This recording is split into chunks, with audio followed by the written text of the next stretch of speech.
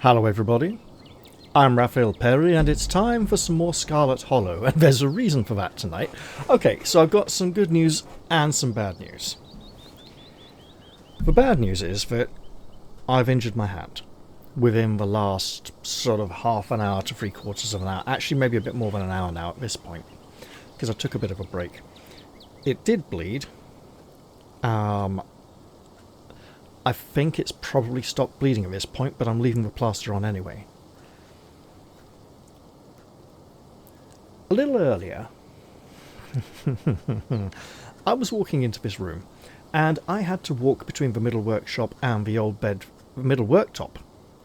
bed frame that is taking up space in the dining room. And as it's quite a narrow gap, I raised my hand to be above the worktop to make it easier for my body to pass through.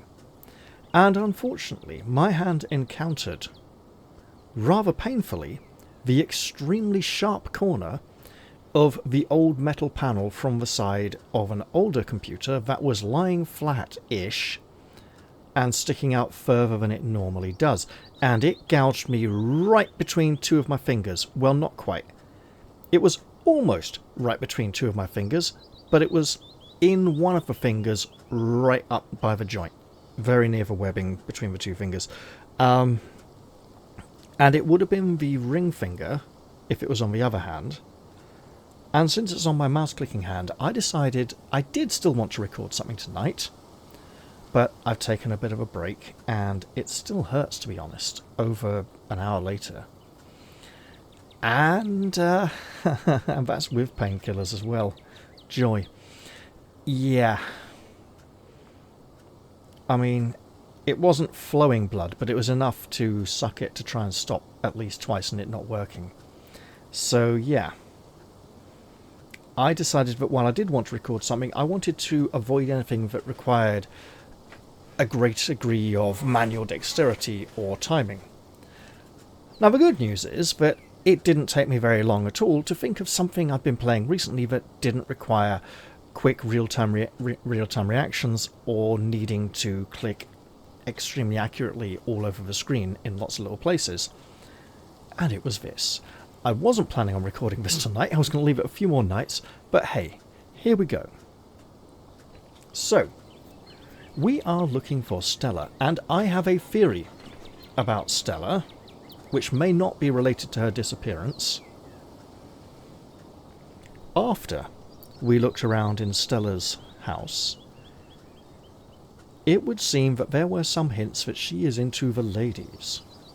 And that's totally fine. She can be into whatever she wants. However, it was also very obvious that she was much happier when she was friends with Tabitha. Tabitha, who no longer wants to have anything to do with her, says it's awkward, doesn't want to talk about it. And Stella kind of says, oh yeah, we used to be friends, it was nice, I'd like to talk to her again, but it never really happens. It would be very easy to presume that at some point, one of them, and given all the evidence we've been given so far, it's probably Stella, wanted more than friendship. But that's not necessarily the case. It's entirely possible that she just decided to tell Tabitha how she felt, and being a youngster at the time, Tabitha may not have handled it very well. I mean, look, we've met the woman. We know how repressed and control freakishly she represents herself towards the world. She may not have been the best person to tell that kind of thing to. You know, some people would... Actually, you know what? I've actually had at least two friends in the past decide that I was the first person they should tell that they were interested in people of the same sex. In each case, they decided to tell me about someone else they fancied, or, you know, it's like, I was like, okay, doesn't really change anything about you, you're still the same person I know, it's cool, you know. Not everyone's going to handle it like that.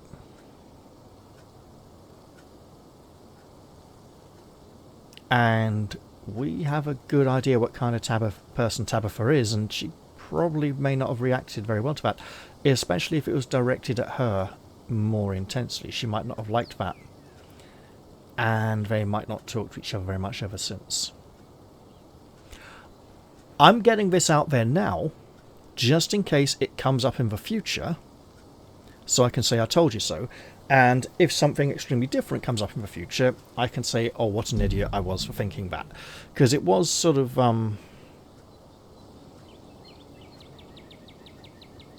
implied so heavily that it could be a false impression. Now, we're still looking for Stella, with Kanika being our sort of Dr. Watson companion. And we seem to be able to check out everywhere before needing to go for tea with the delightful Sybil, who we really would like to spend more time with anyway. It's been far too long. We haven't checked out the diner yet because it didn't make much sense for Stella to be there, or for there to particularly be anyone there who might know where she is or might have seen her. But we've been able to check everywhere else without running out of time, so why not? Let's check out the diner. Ah, good idea. Folks tend to congregate there. Maybe we'll run into someone who's seen Stella. Perhaps indeed. I see... I was looking. I don't think I've seen any of these at the protest outside the mine, but one or two look quite similar to people we have seen there. This chap in particular. The diner is busier than you've ever seen it, the small booths packed with miners, because they're all on strike. Hey! Hope you weren't planning on spending any quality time in the diner today. Looks like we'll be hosting a meeting for the foreseeable future. The miners might actually form a union. That would be an interesting development. So, I guess this is where the miners are setting up shop? Ah, there's Winnie, at last. We didn't get to see her before. This is great for business. These fellas can have as much free coffee as they can drink if they keep piling in like this. Because coffee isn't all they order. The miners didn't even notice you enter the diner, and instead of speaking in hushed voices, argue with each other loudly enough for you to easily overhear. That's a name I think I remember from earlier. I guess the shift schedules are pretty brutal, although he says schedules because he's American. And I'd like more vacation days. I'd love to be able to see my family around the holidays. And better health benefits would be amazing. But what if she decides to fire all of us? Hey, careful folks. Smith just let me know that the boss cousin over there has been snooping around the mine. Let's put this discussion on ice until we know we won't be overheard. Now, is that because we went to the mine earlier today, or because we went to the mine the day before yesterday? Interesting. The conversation cuts out, an uncomfortable silence falling over the dinner as the miners watch you with suspicion.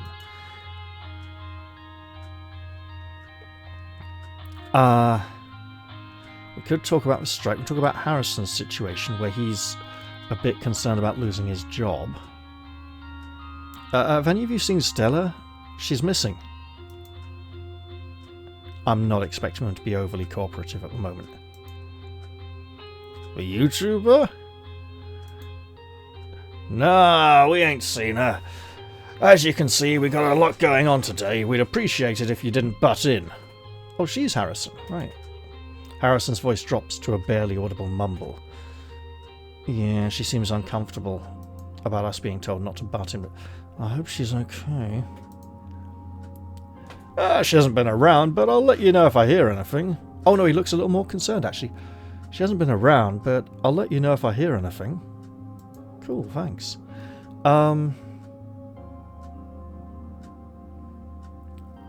This looks like trouble. This looks like trouble. I guess we should get going. I'm not just going to walk out without sort of announcing a farewell, essentially. Even she looks uncomfortable. You turn and leave the diner, Kanika trailing close behind you. She does seem to be following a lot, but we do care about Stella. Still no sign of Stella. Before you can say anything, you're interrupted by Kanika's phone buzzing. Oh my god, my mum's calling me. When is she going to learn to text? Give me a second. Hey, what's up? Well, we're supposed to go see her. Nope, no, still no sign of her. We were going to keep looking for a while longer. I'm really feeling okay. I'm not... You're right. Now that you mention it, I do feel kind of tired. I shouldn't push myself. And you think she's not a witch. I'll come home.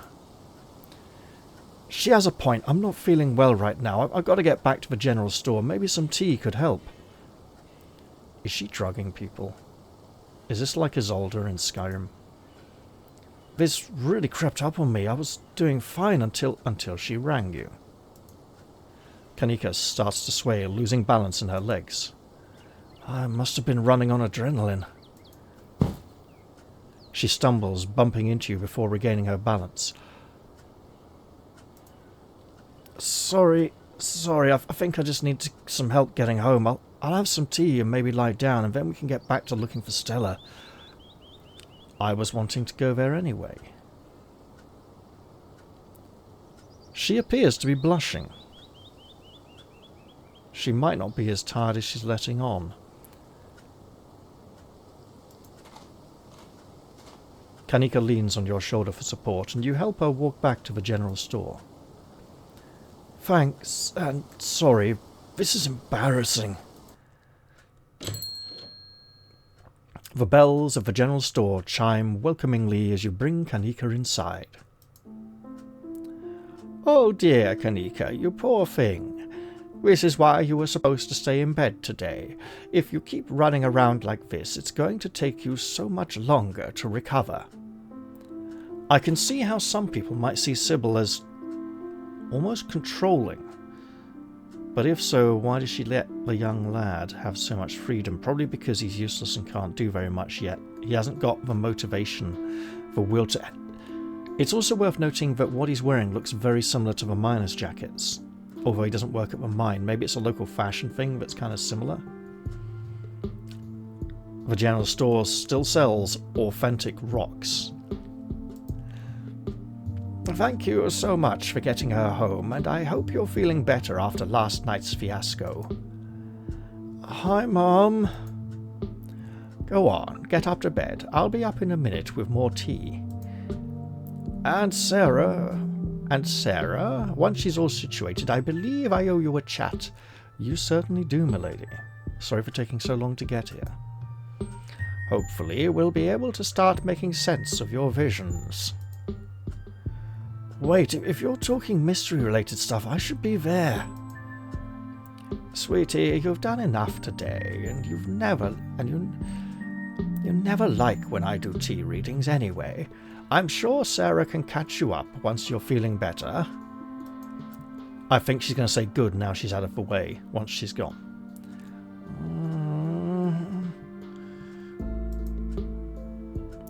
Okay, you're right. I'm not feeling well. I should really lie down. These are not the droids you were looking for. Kanika heads towards the stairs and disappears without saying another word. There's something off here. It's as if Kanika's spirit dimmed at Sybil's words. Maybe not such a white witch after all. Shall we? Sybil motions towards the tea room. What did you do to Kanika? Do? It almost sounds like you're accusing me of something. The only thing I did was tell her she should rest as any mother would, and she listened as any child would. Which is a very reasonable thing to say in front of your other child. No way am I spending any time alone with you. I don't trust you. I'm allergic to tea. Run away. We'll ignore Sybil and follow Kanika. No, we'll follow Sybil to the tea room. At last. It's long overdue.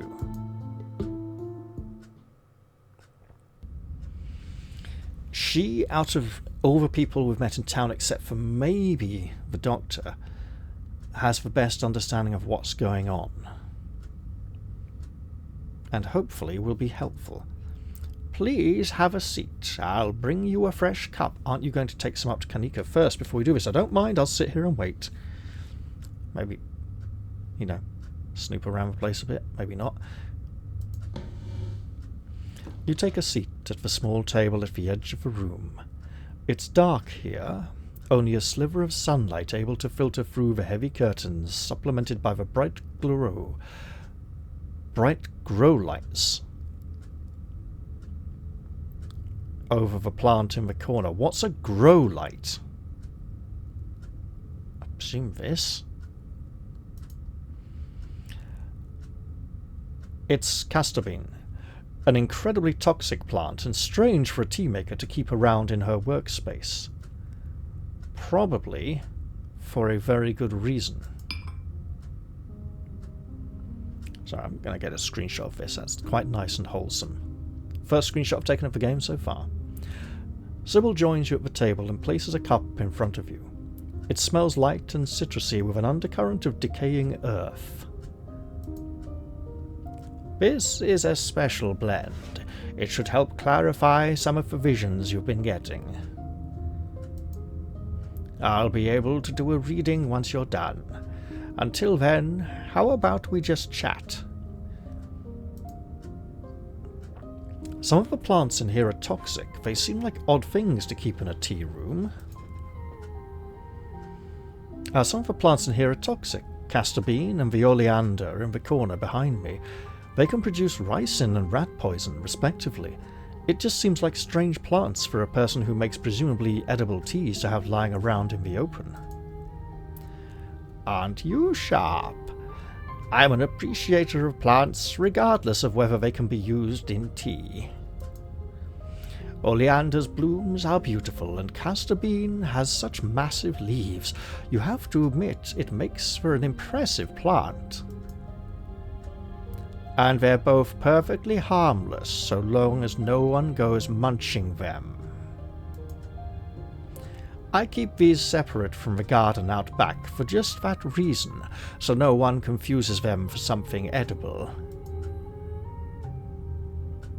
That's reasonable. Now, is this just one? Do we have multiple sips over the course of the conversation, or do we just get to chat? You know what? Tea's hot. Let's let it cool down a little first. I'm not going to throw it on the ground and leave. Throw the tea to the ground, storm up to Kanika's room. Refuse to drink it. One explore to say just, out of it, woman. She doesn't like that. Stop messing me around. You got something to tell me. Just go. Did you know my mum? You know what? We will have a sip. You take the tea, sipping it delicately. The citrus smell is fleeting, quickly replaced with the earthiness at its core, like you've taken a mouthful of dirt. But the aftertaste combines the two flavors into something soothing and medicinal, and you find yourself feeling more comfortable, your muscles relaxing for the first time in days. There's something you don't like about the feeling. It's too soothing. You don't doubt that there's something magical at work in this blend. I'd like to believe on the whole that she's being quite helpful. So how did you wind up in Scarlet Hollow? Oh, my family's been in these hills for a long time. That's how I know so much of the local flora. Everything I learned was handed down from generations of hill folk. There hasn't been a reliable doctor up here, especially not one most folks could afford. They have to figure out their own medicine. Did you know my mum? But of course. In a town this size, you get to know everybody, no matter what the age difference might be. And why are you making a big deal out of the age difference? My mother wasn't that much younger than you, was she? Vivian was a little younger than me, which meant I always had a certain older sister instinct about her. Her family wasn't good to her. Pearl Ann was a lot like your great-grandmother Edwardine, which is to say, she was not a very kind woman. Similar to Tabitha, but with more social grace and considerably more hatred for her fellow man. But your mother wasn't a shrinking violet either. I know, I met her. She was just as stubborn as any other Scarlet, so her family chasing her as their punching bag, choosing her as their punching bag, made her into quite the rebel. Why were Pearl Ann and my mum raised by Edwardine? What happened to their mother?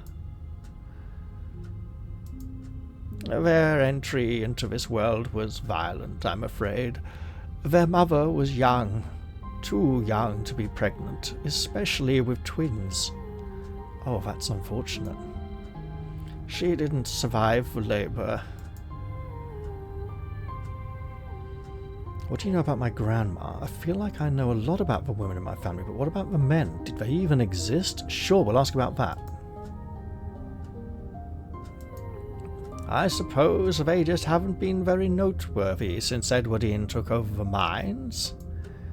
Her husband died a long time ago, and to be quite honest, I can't even recall his name. It probably wasn't Charlie, but someone else after Charlie. Might have been Stuart or something just as forgettable. From what Vivian said, her father was some teenage fling that ended once your grandmother found out she was pregnant. I'm fairly certain it was similar for Vivian, though she was much older. I believe she was the one who ended it, what with skipping town and all. What do you know about my grandma? I'm afraid there isn't much I can tell you. I think there were two in that generation. The youngest died when the girls were still children. Edwardine never spoke about them, nor did your mother.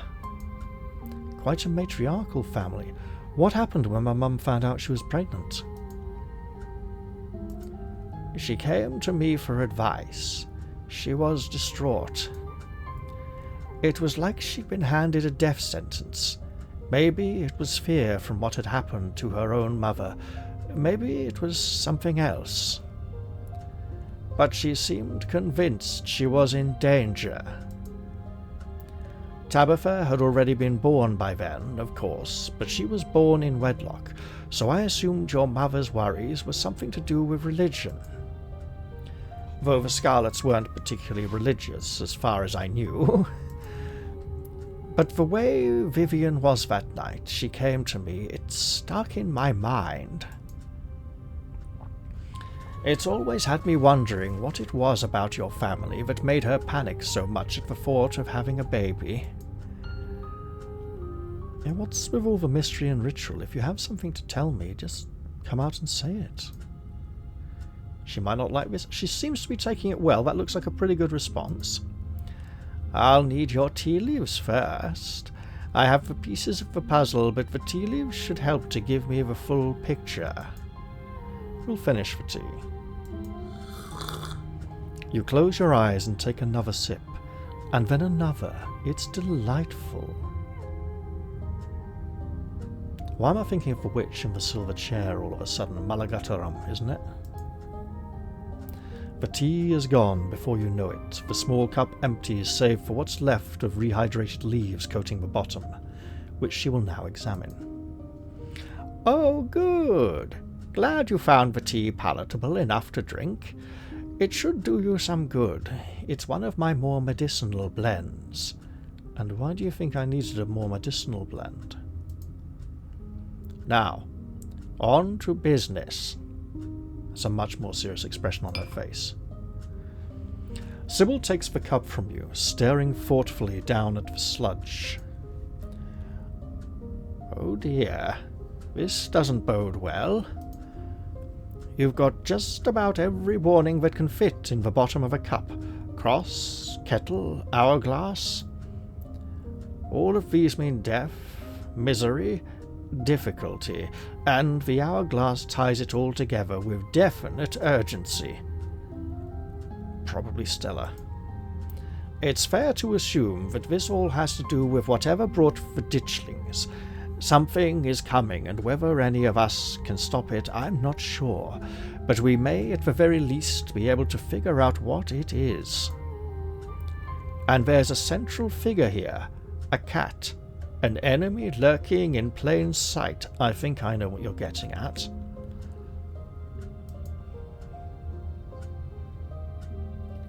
The cat won't be pixeled, more likely to be frou-frou, but maybe the cat could be not a human. Tabitha, Wayne, Stella.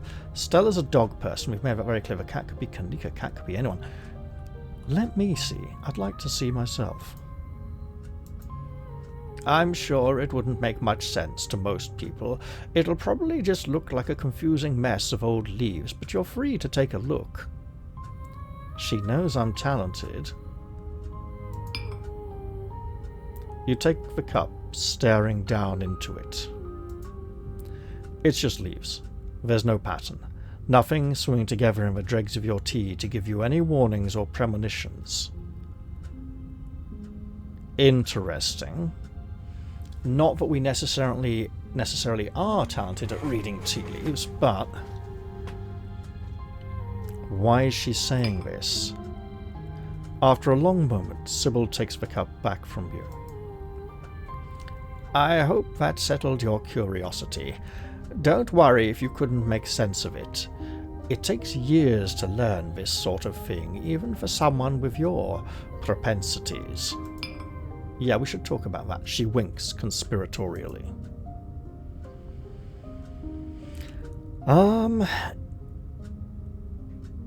How do I know you're not the cat? Well, she probably wouldn't have told me if she was. I suppose you don't, though I'd think the cat wouldn't exactly warn you about itself. Still, you can't rule anyone out, even the old woman with a tea obsession. You don't have to figure out an answer right away. It often takes time for the mind to connect the dots. She wants us to think of Wayne. Or literally frou-frou.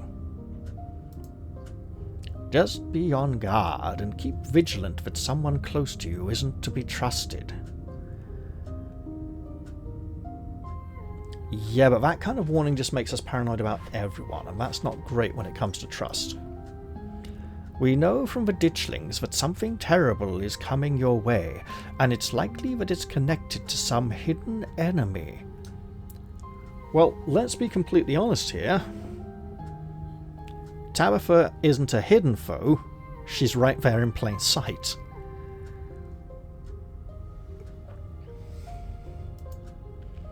Perhaps we can try to counteract whatever might be planned for you. Judging by what you told me last night, those stones, carvings, seals, whatever you want to call them, I think it's likely they have something to do with this. I strongly think so too. Until the cat reveals itself, it seems like your best course of action is to seek these carvings out, piece together what you can from your visions, and arm yourself with information. Have you sensed any others around town? Do you think you might be able to find another? Now, our mystical inclination has been to avoid the carvings, and she's pushing us towards them. Your thoughts drift to that door yesterday, the one that seemed to draw you in, urging you deeper into the clinic. Even just remembering it is enough to tug at you, compelling you to return and open it to see what's on the other side. You can find Stella later. Maybe you can even find her there. Yeah, this is the tea at work, isn't it? Ever so subtly. What's important now is finally seeing what's hidden in the clinic. But I shouldn't seek out more of them. Those stones need to be left undisturbed. Oh, that's good. We could see how she responds to that. Or go with something more neutral, but bad stuff always happens around them. I'm not sure we should tell her where it is. Unless she comes with us. I wonder if we could have taken her on the ghost hunting party. That would have been fun if we could. That would have been really helpful. But her turning up at the end and being separate kind of made more sense if she wasn't there before. But bad stuff always happens around them.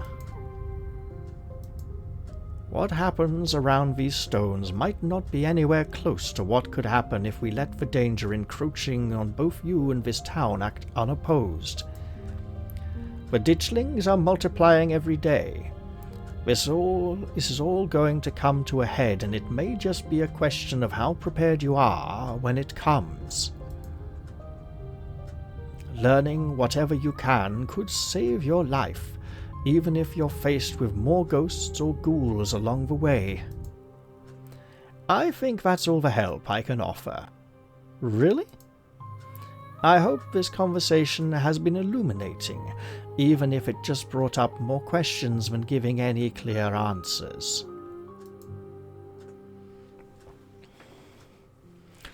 Okay, so I could say that's it. This wasn't helpful at all. Or all you did was look at some leaves and tell me to go put myself in danger.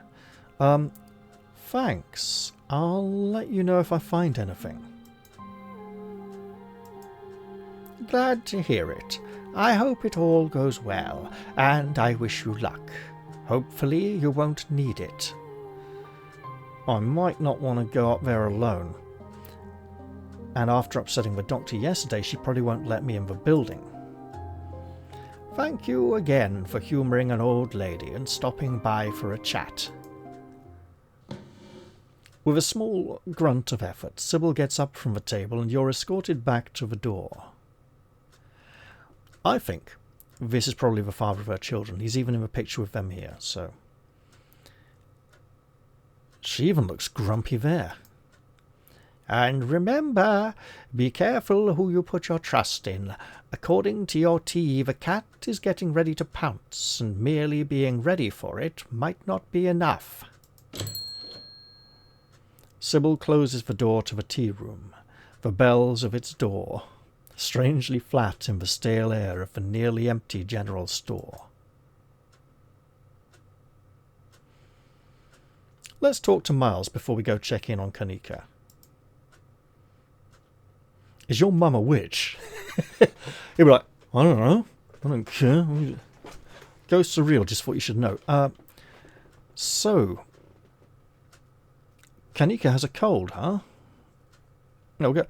You see any weird rocks around town? Yeah. You. He smirks. Clearly, this is a very sick burn, and you should feel bested by his wit. So, Kanika has a cold, huh?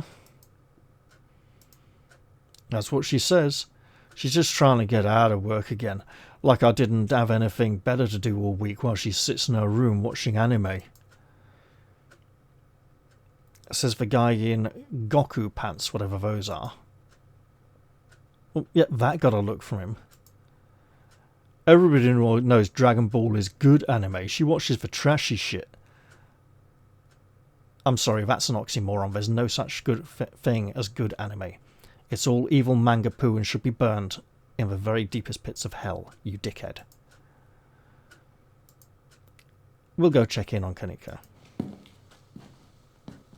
You're not going anywhere before checking in on Kanika. You make your way upstairs. At least let her know where we're going. She's probably totally zonked out, and I don't think we've seen any signs of her having a cold.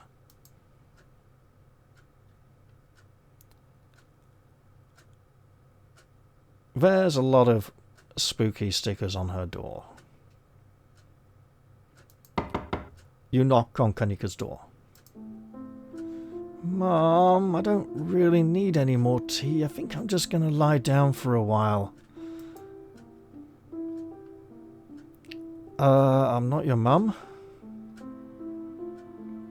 Can I come in? I'm hoping we could spend a little more time together. After the last time, I'm probably really not. I just want to check it. I'm going to the clinic. I was hoping you would join me. No, I'm going to the clinic. I want to let you know. You can join me if you want, but I'm not going to force you if you're tired. You don't have to listen to your mum, you know. You're an adult. Let's get out of it. Why?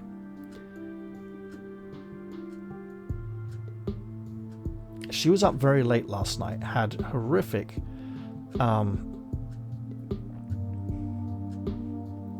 I'm not going to say out-of-body experiences, in-body experiences. I could use a breather. Let's hang out for a minute.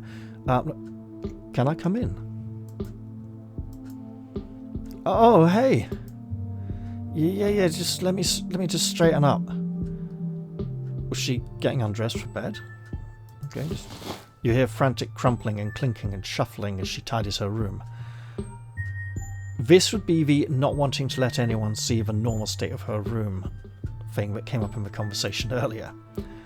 Okay, come on in. I say bats or boats. Kanika's room is the sort of place that's stuck between the past and the present.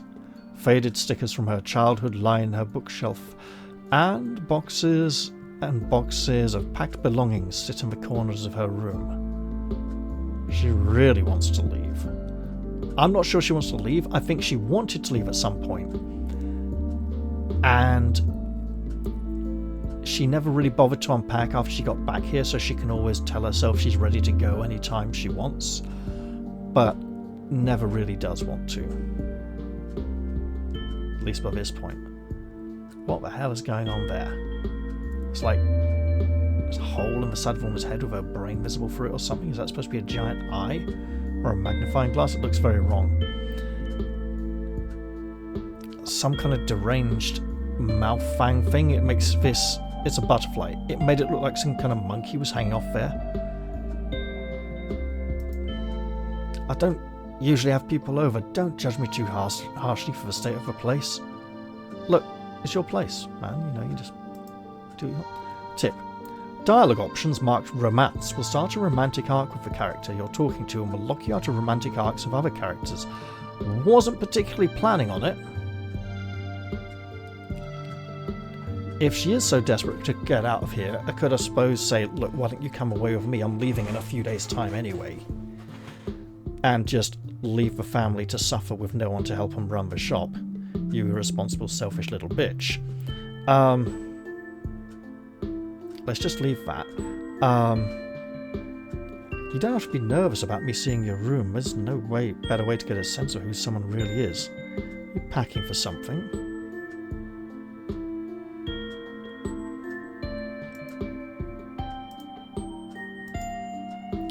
You motion to the stack of cardboard boxes.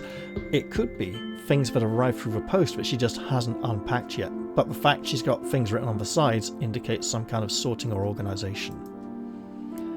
That's all my stuff from college I never really unpacked, because you didn't want to belong here, you didn't want to stay here, you didn't want it to be a permanent thing. It seemed like a waste to unload everything. It's not like I'd be staying here long term, so I'd just have to pack up again eventually. Except you have ended up staying here long term. I guess I did move back here over a year ago, so these boxes have just been sitting here unopened for a long time. But any day now I'll load them back into the van and get out of the town. Any day now. Yeah, she keeps telling herself that. I don't like it. I don't like the lies she's telling herself. Either the lies that keep her staying or the lies that keep her going. But the fact that she's so unhappy in one place and doesn't feel like she has a home. She's got problems. Don't have to be nervous about me seeing your room. Well, it's not like I'm going to come back here again very often. But thanks for letting me in, you know. We have to find Stella. I'm not going anywhere without you. Or I'm going to investigate the clinic. You should come with me. So I can't just leave her here now. Well, I could. She could refuse and say, hey, look, I'm just really tired. You know what, we'll go with this. Look, she gets nervous and uncomfortable, okay? You don't have to be nervous about me seeing your room. There's no better way to get a sense of who someone really is, as we discussed earlier. And she'd be like, oh my god, why am I even letting you see this? And do you like what you see? Why do you want to know? This is... it doesn't have to be about like or dislike thing. I think it's just interesting to get to know people. Of course you'd say that. It's not your room that's on the line. Hey, I'm not judging it. Well, blatantly am, but hey. I'd like to see how you'd feel if someone came poking around into your private sanctuary, saying it reflected them as a person, then not saying whether or not that was a good thing. I'd like to see you not get all nervous. Not that I'm nervous. Oh, you blatantly are. Look, we still have to find Stella. I'm not going anywhere without you, you know. Unless I have to. But where would we go? I can still feel that door in the clinic pulling at me. I think that's where we need to go next. I don't think it's where we'll find Stella next. And if we go there, it does feel like an end of chapter vision type situation. I was hoping to see Reese sometime today. I want to ask if he knows anything about Stella and, you know, make sure he's okay after what happened at dinner. He does have windows close to the ground. He might have been able to look out and see something. Let's do it. The two of you make your way back out into the hallway. And there's Grandma Yoda and her brother both out there. But before you make it to the stairs, a light turns on, startling both of you. I mean, it's not that startling. I thought you were going to get some rest, Kanika. You should really get back to bed, or this cold of yours will only get worse. But I still have a lot of energy. I don't feel like sitting around. I don't think I need to. This is starting to mirror Reese's situation with his mother giving him medicine but maybe making him ill. And we brought it up and his mother got very offended. But she might not be the person making someone ill. Of course you do. I know you best, and you just haven't been yourself these past few days. All this running around has been a detriment to your health. Miles and I would want to see you healthy. You hold this family together. I think you're keeping her here. Not just today. You shouldn't get between a mother and her daughter. Sybil knows what's best here, and Kanika is more than capable of speaking to herself. This feels like an impression that Sybil is putting in our head. That accelerated heartbeat. She's running on adrenaline right now. It's going to wear out sooner rather than later, and she won't be able to help you if something happens tonight. You're putting her in danger.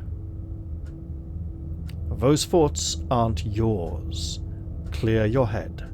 Something isn't right here. Sybil, what was in that tea? Chaga and lemon balm, dear. It's one of my grandmother's special blends. Why are you talking about tea? Okay. I'm not going to go with this first option. It's far too disrespectful and disruptive. Not that he's going to do much if it does get out of hand. Lady, you're being really creepy. Sybil, you can't expect to control your adult daughter like this. I don't even think Kanika is sick. I think you're making it up to control her. So.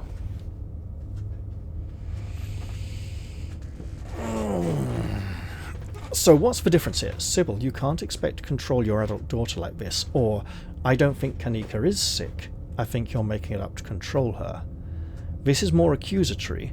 This arguably lets her know we're onto something. Let's just go, Kanika. We don't want to be too confrontational. So the question is, why is she doing this? Is it because she's lost so many family members and just wants to keep those who are close to her, you know, the ones she's got left, close? We could just keep quiet and see how it plays out, but the thing is, whatever force is being exerted over her, she might actually get tired as a result of it and not be that helpful. Here's the other thing, though. Sybil was calling her back and telling her she was ill last night, and that's the first sign of it, before she knew that we might want to go out with Kanika this evening. Sybil is sending us into... So we could say Sybil is sending us into danger and she's trying to keep Kanika safe. However, she was saying that before, but Kanika was very weak and upset after being manipulated by the possessing spirit.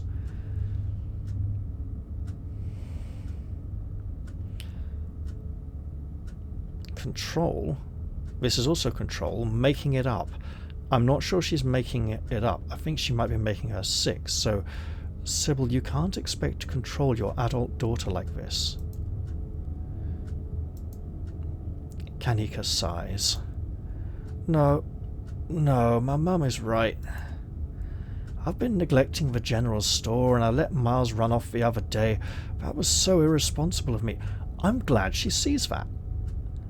I mean, she might also be being gaslit a bit here, but it's good that she's taking some responsibility for the situation for once.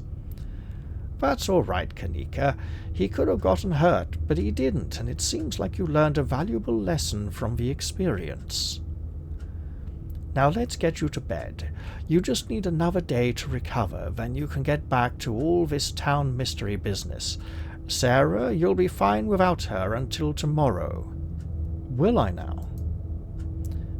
Bye, Sarah. Before you can utter another word, Kanika returns to her room. Now let's see if her demeanor changes, despite the fact that he's right there, or not. Sybil's eyes carefully watch you as you leave and make your way back to Main Street alone.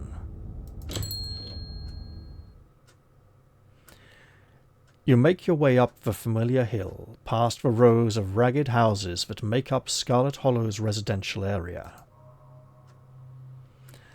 It isn't long before you find yourself outside of Dr. Kelly's clinic, its secrets enticing you to find a way in.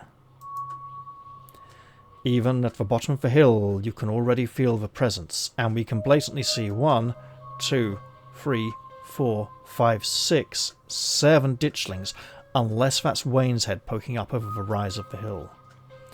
8. There's Wayne, so that's not Wayne. Okay, so 1, 2... There's a raccoon here, which is not a ditchling.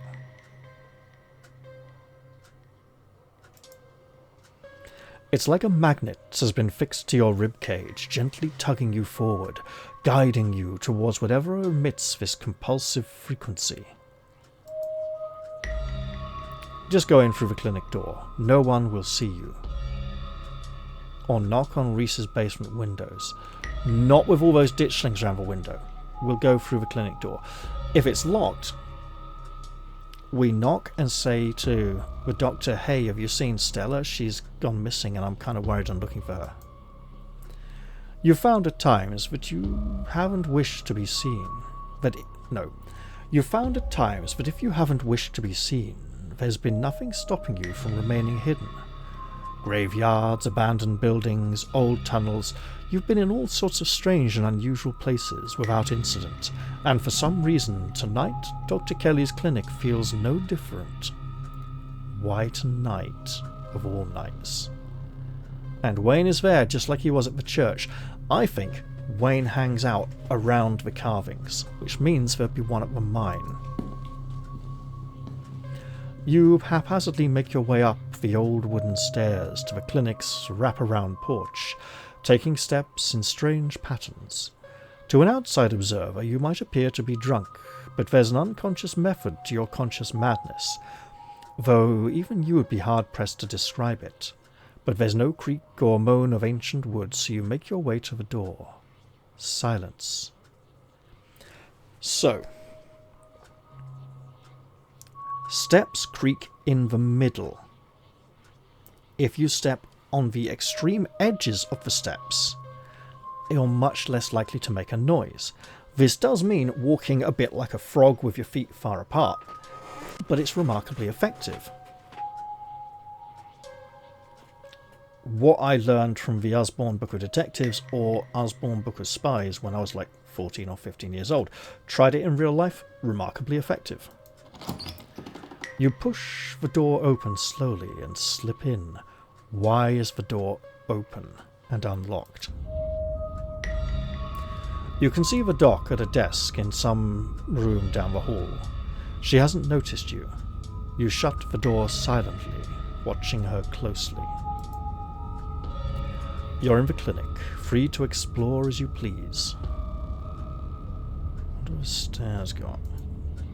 Or rather, you're free to explore as you please. You can feel that odd sensation again, the nagging pull of whatever it was that wanted you to find it. You're here now, and it knows you're here, and you know exactly what it is. Another stone carving, eager to show you its secrets. You've been caught by its gravity, an overwhelming curiosity guiding you around a corner and towards a dark doorway under the stairs. It's been left ajar, as if inviting you to enter. Turn on the lights.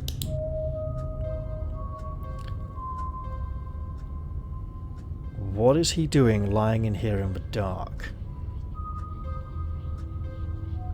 The lights click on. You're in the morgue. Is he trying to commune with death? Sarah? What are you doing in the morgue? I'm not going to flirt. Vampire! Oh my god, you died and she Frankensteined you back to life. Am I interrupting something?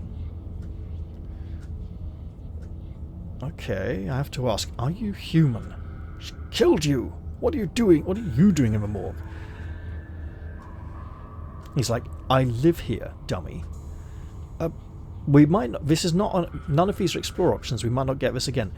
You haven't seen Stella around, have you? She's been missing since last night. Might as well get it out there before we lose the chance. Fuck, he got over here quickly. I haven't. Did you think you'd find her in the morgue? His words seem distant to you. The tugging is strong down here. You can almost feel yourself slipping into a trance, and your eyes wander to the back wall of the morgue. This is dangerous in the presence of someone we barely know. You need to see what's back there. You touch the wall. It feels disappointingly solid under your palms. We're not going to damage the wall now, are we? Hey, are you okay?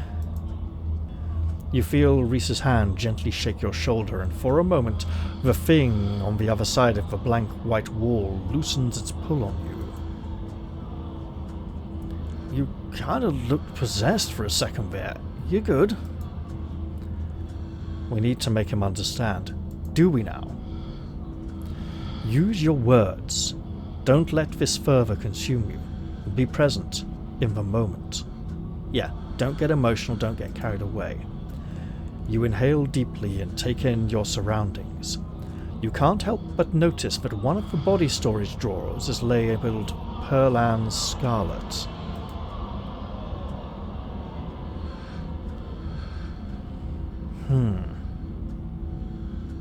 Why wall? Need see thing, but wall stand in way. Why wall? Okay, that's getting wrapped on emotion. Let me inside. There's some kind of magic shit going on, man, but it's telling me I need to get behind that wall. I need to get behind the wall. Maybe there's a door somewhere.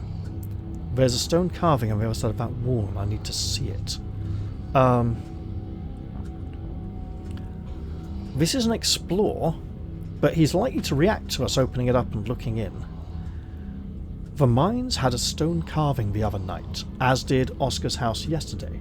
They've been giving me visions, and I can sense one on the other side of this wall. I need to see it.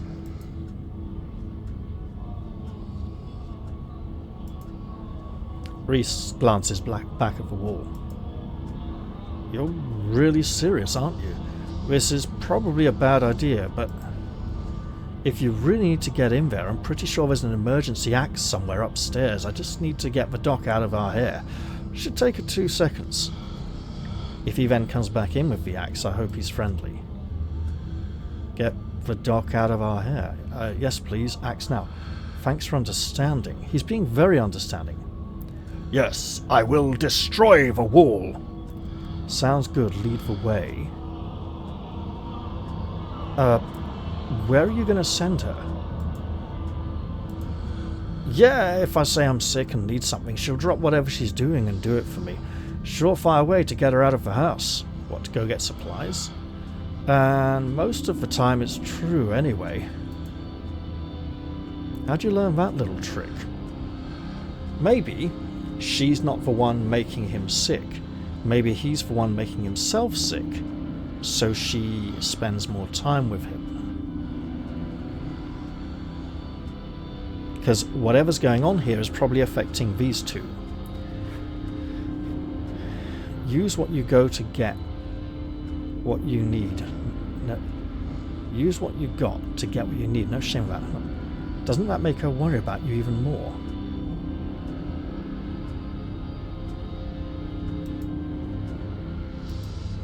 There's nothing I can do at this point to get her to stop worrying about me.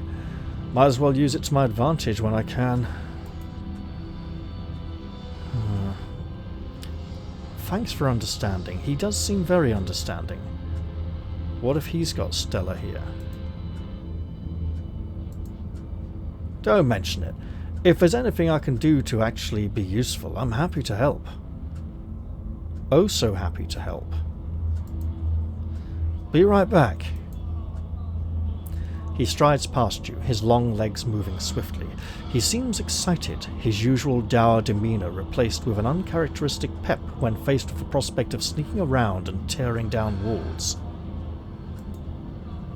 You hear his soft voice filtering in through the open doorway at the top of the stairs, a hoarse and sickly edge added for effect as he speaks to his mother. Hey, Mum! He coughs gently. Reese, I didn't know you were awake. But she knew he was in here, right? I still feel like shit, but I think I can finally try to keep some juice down. It looks like we're all out, though. Really? I thought I just picked some up.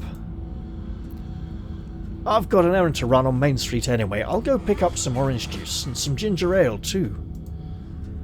That would be awesome. Sorry to ask. I know you're probably busy. It's no problem. It doesn't take long. Don't do anything too strenuous while I'm gone. Just lie in bed until I get back. Did she think he was in bed? Thanks, Mum. I'll take it easy.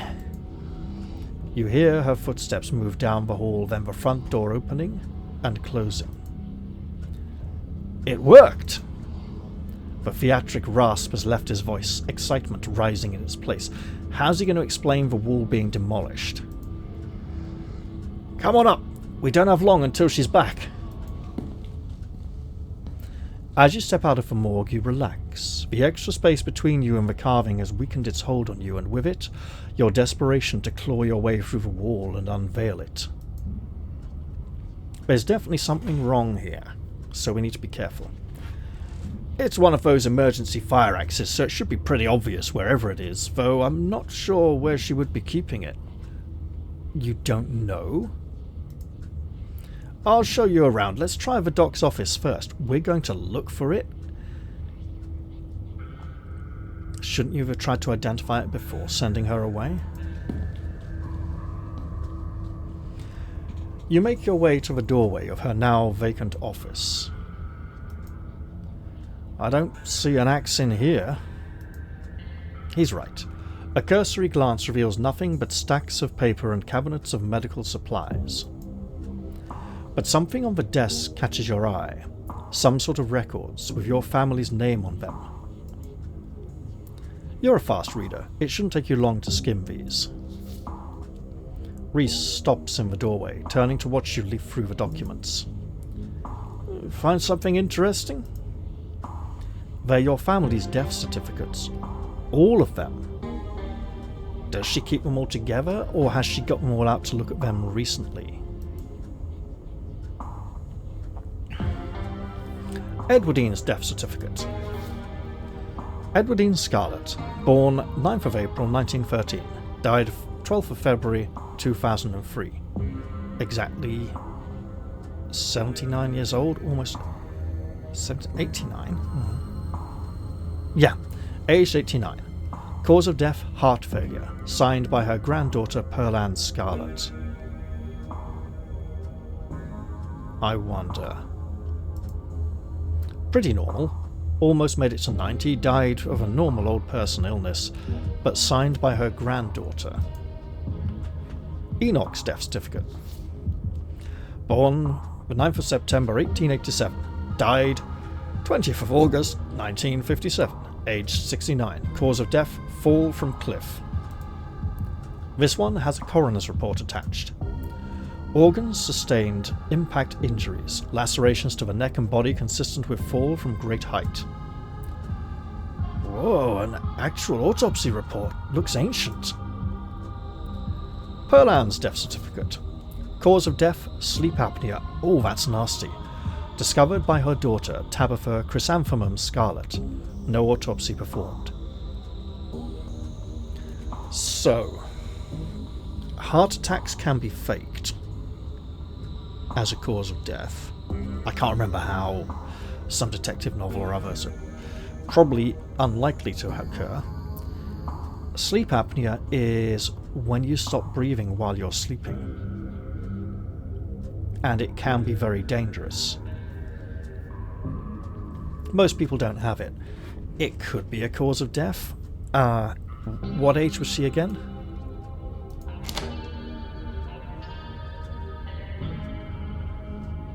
We can't see it yet. Damn. Would have been helpful to know. Tabitha's middle name is Chrysanthemum. Wonder who cursed her with that mouthful. Someone who liked flowers, probably. Who said you could read any of these? Well, look, it's not as if I'm allowed to. I'm definitely going to make fun of her for that later. I feel like that was forbidden knowledge. Oh, I think it's pretty. And I might make fun of her for it later.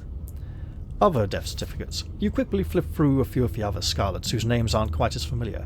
Theodore Scarlet, born 24th of May 1890, died 1918, aged 28. Cause of death, crushed in mine collapse, body not recovered. Signed by his brother Enoch Scarlet.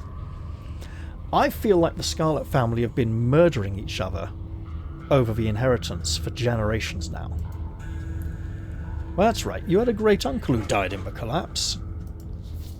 Joseph Scarlet, born April 1914, died 7th of June 1944. Lewis Scarlet, born August 1920, died 6th of June 1944. Both killed at Normandy in the line of duty. These must have been Edwardine's brothers. Certificate of death, infant boy, Andrew Charles Scarlet. Delivered 3rd of April 1945, stillbirth. Mother, Edwardine Scarlet. I think she named him after his father. And this may have been an arranged miscarriage, also known as an abortion. Cause of death, complications during birth, no doctor present, home burial. So the Scarlets may be murdering each other and doing everything to cover it up. That settles the question of whether you're related to Charlie. Alexandra Scarlet, born 12th of December 1947, died 20th of August 1957, aged 9, missing, presumed dead, signed by mother Edwardine Scarlet. Is she murdering all her children? She went missing the same day Enoch died in a hiking accident. Mary Bell Scarlet, born 3rd of September 1946, died 30th of October 1963, aged 17. Cause of death, complications during childbirth, signed by her mother, Edwardine Scarlet. Wow, that's a lot of kids to outlive. You turn around and leave the office. It's time to move on. There's definitely something unhealthy, both psychologically and physically, about the pattern of deaths in this family. No wonder the mother wanted to get the hell out of town and protect us and keep us alive, and Wayne is saying welcome home.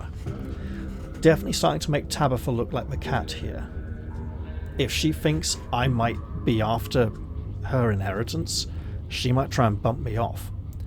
The medical supply room is probably a good bet. The fire axe seems like something that might be useful in a room full of chemicals. It's just down the hall. What? Why a room full of... Look, it's a storeroom. Good place to store the axe. Why room... If you get into a fire, maybe to cut the door open to get out of the room if you're locked in? There it is. It looks like it needs a key, though. We'd better not break the glass. I'd rather explain why I had to steal the axe after we've had a chance to use it. There must be a key in here somewhere. He stops, as if listening to something you can't hear. Shit, she's back already. As if on cue, you hear the front door to the clinic open and close, the creak of its antique hinges echoing down the hallway. Footsteps start down the hall. She's headed this way. Quick, we gotta hide. I'm not supposed to be in here. What, in the kitchen? Oh, the storeroom. He opens the closet door and hurriedly motions you inside. You slip past him, scrunching into the small space as best you can. He attempts to slide in after you, and then just closes the door and locks us in. There's not enough room. Hide somewhere else. We'll let him in. He's elastic. You make space, and he slips in next to you, closing the door just enough that you can both still monitor the entrance to the supply room. Did we turn the lights on, or were they already on? Dr. Kelly storms in, plastic bag in tow. She takes something out of the bag and places it on the counter. And then she hurries back out, bag rustling as she makes her way back down the hallway. We better wait a second, just in case. I'm not gonna flirt. Quietly wait for the danger to pass. Keep your distance. That might be a little too obviously, we'll just wait quietly. The two of you stand in tense silence, both crammed into the suffocating closet. Yeah, there's not exactly much space to keep our distance anyway, taking shallow breaths, as if she could hear you breathing from the other side of the building. But the footsteps soon return. Dr. Kelly makes her way back towards your hiding place, creaking floorboards broadcasting her location all the way to the hallway, just outside your hiding spot. His head swivels suddenly. That was the door to the house. We're in the clear. Let's go! The two of you spill out of the closet. Reese quickly and quietly starts pulling out drawers, scanning them for keys. You can't help but notice that Dr. Kelly left on the long steel table in the middle of long steel table in the middle of the room, a sprig of small furry fruits.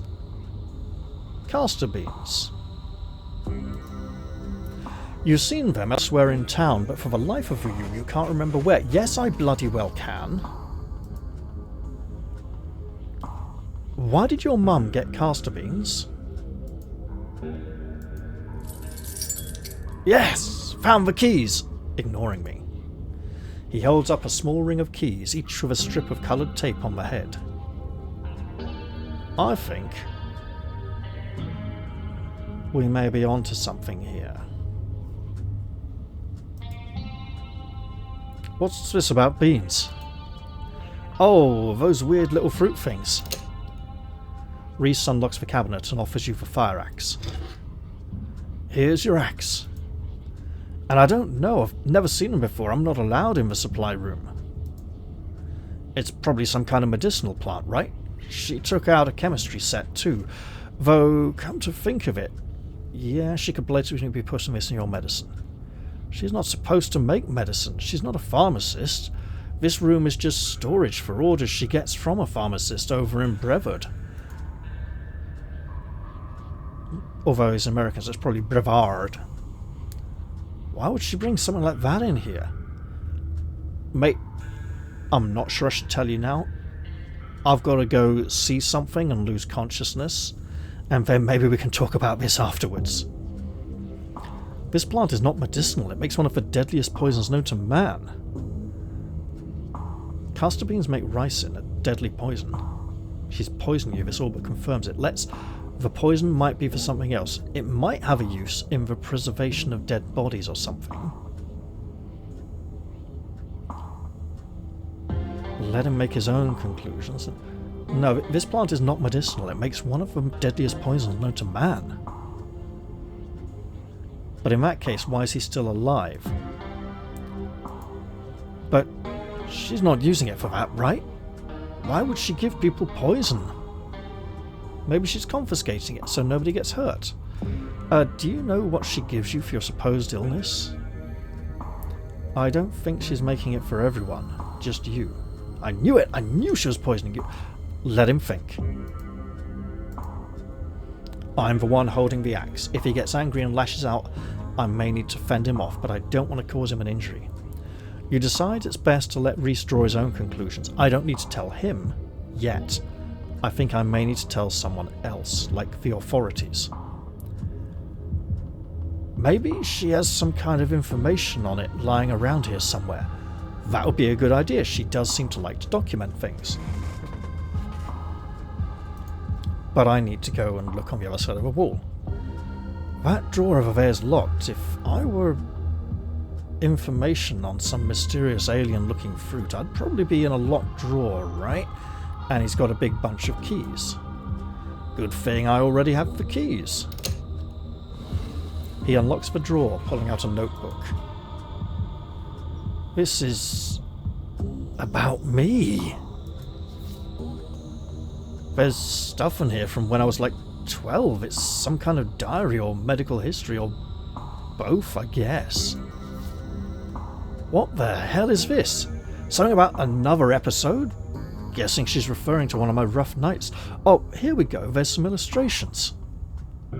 How bloody long are we going to stand here waiting? She could come back. Does she need other things to mix with that? Does she not have those here? And where did she get those? Those do look like they're cut from some plant. He glances at the strange plant on the countertop. It's those beans you mentioned. She uses them to make my medicine. That's poison, right? He jerks his head towards the door. Shit. That was the door from the house. We gotta run. You follow Reese's instructions, once again starting down the basement stairs, letting the pull of the stone carving guide you back to the morgue. And if the doctor finds us now wielding an axe in her house, yeah, it's her axe, but she still likes to go, what the hell is this? What's going on? Dr. Kelly's voice filters down from above, and if he goes and talks to her while we hack the wall up, she's gonna bloody hear it, right? I was right, we did already have juice. It was just in the back of the fridge, but there's no harm in having extra. What are you doing in the clinic? I thought I told you to go rest. Oh, I'm just gonna chill in the morgue. I got my speakers, so if you hear some weird sounds, that's just my music. I'll be sure to put in earplugs to drown out all that industrial clanging you listen to. You know I'm not the biggest fan of you spending time down there. It can't be good for your mental health to hang out in a refrigerator for corpses. Do you at least have a blanket this time? Yeah, I'll be fine. It's just a change of scenery. My room feels too claustrophobic right now. Okay, I'll let you know when it's time for dinner.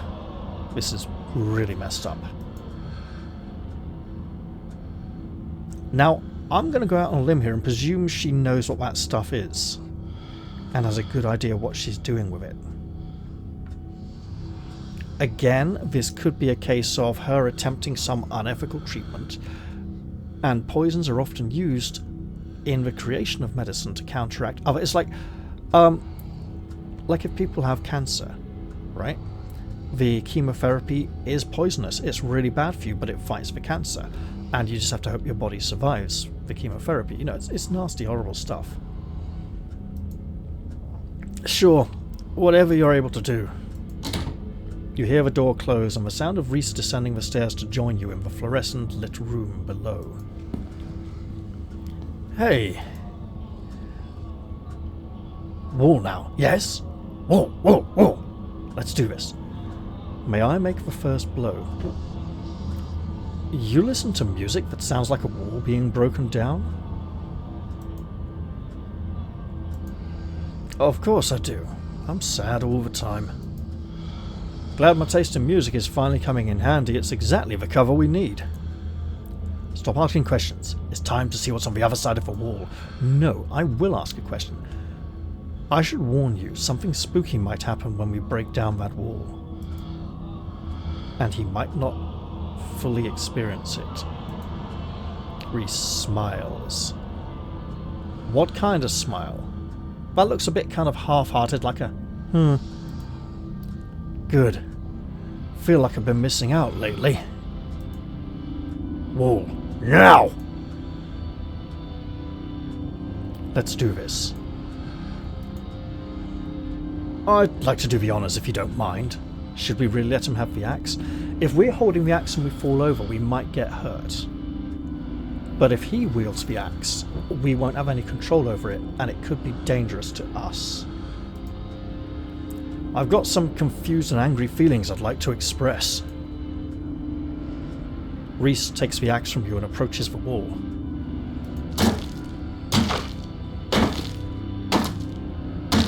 Reese manages to cut through the wall with very little effort, unexpected for someone with his frame and condition, but you know his stringy muscles are backed by a mounting fury at what's been done to him.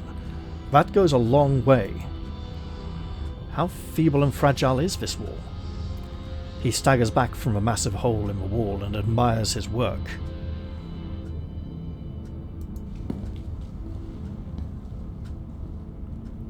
Holy shit! There's another entire room back there. There's even a chair.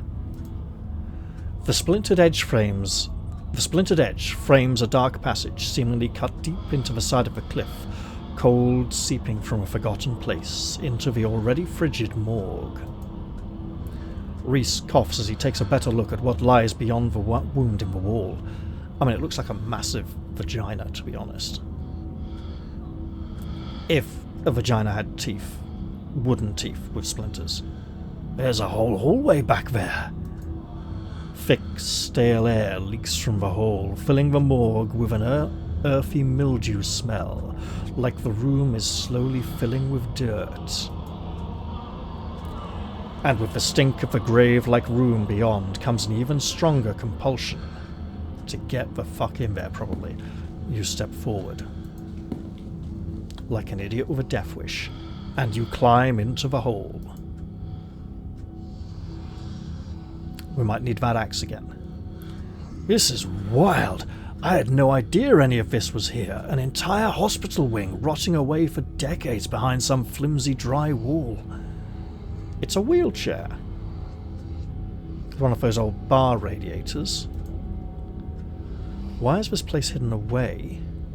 Someone didn't want us to find these carvings. I wonder if it's whoever put them there, or if it's someone else. I think it's someone else. In which case, why does the lovely old lady... Why does he have elf ears? It's not his hair, because you can see the inner line of the ear here.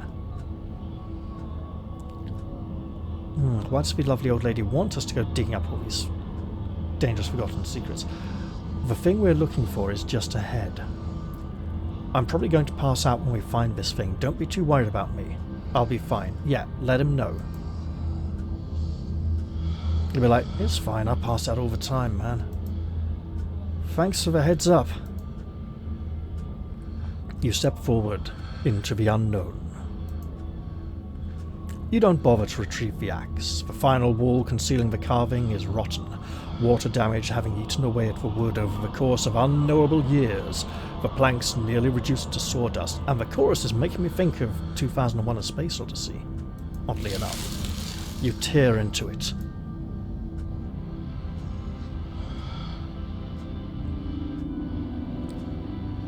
Enoch, I thought you weren't going to come.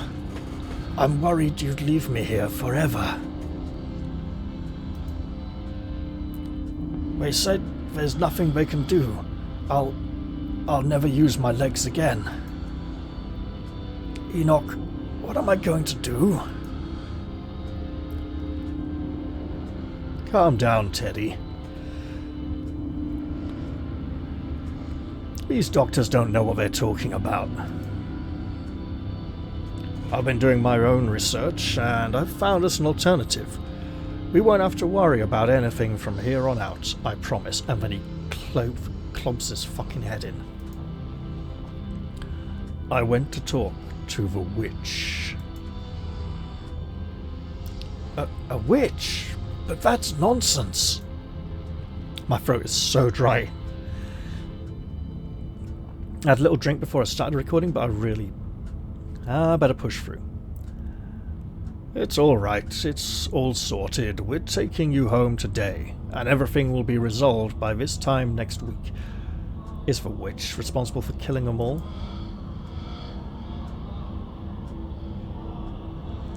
That's right, Doctor. At this point, I think it's safe to say his body was never recovered. Meaning the Doctor was in on it. Whoever it was who claimed to be Theodore, it wasn't him. Wasn't even paralyzed, as it turns out. Just some grifter trying to take advantage of the tragedy. They are all doing this for the money. Fucking hell. I don't know how much Tabitha knows about this, but she should know. Everything goes black. Your vision swims back into focus, and it takes a solid second or two to reorient yourself, and we're down in his room. You're in an unfamiliar bed. Reese leans against the far wall, eyeing you with concern and curiosity. Hey, I was worried you'd slipped into a coma or something. You tore down a wall like a wild animal, found some weird carving and collapsed. I think you might have had some kind of seizure. I know you warned me this might happen, but are you okay? Wait, nothing spooky happened? The mountain didn't collapse on us? No ghost? Hang on. Does Dr. Kelly know I'm here? No, I snuck you back into the house while she was busy in the medical storage room. Did she not notice the axe was missing? I mean, it's a pretty bloody big thing. I hope you put it back. Figured you wouldn't want to come to in the morgue.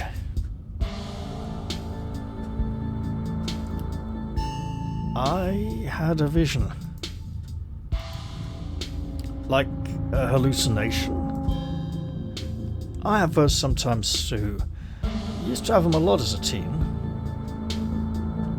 And then he was poisoned to stop getting visions, perhaps.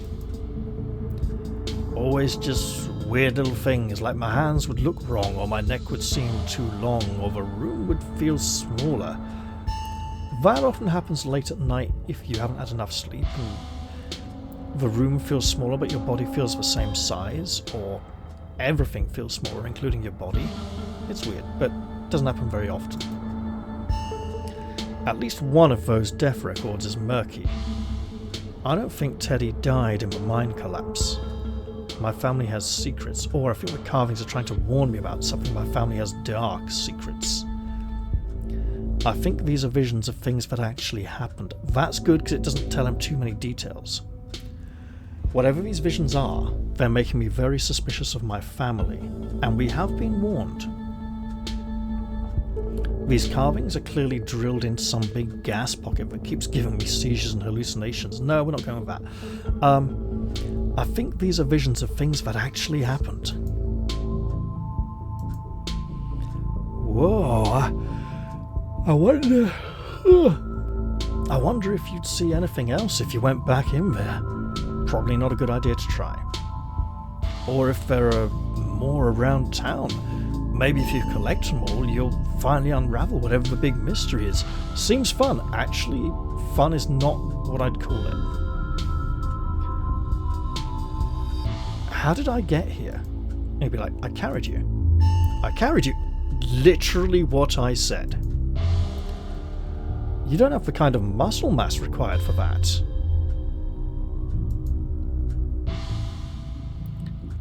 Interesting observation. Huh?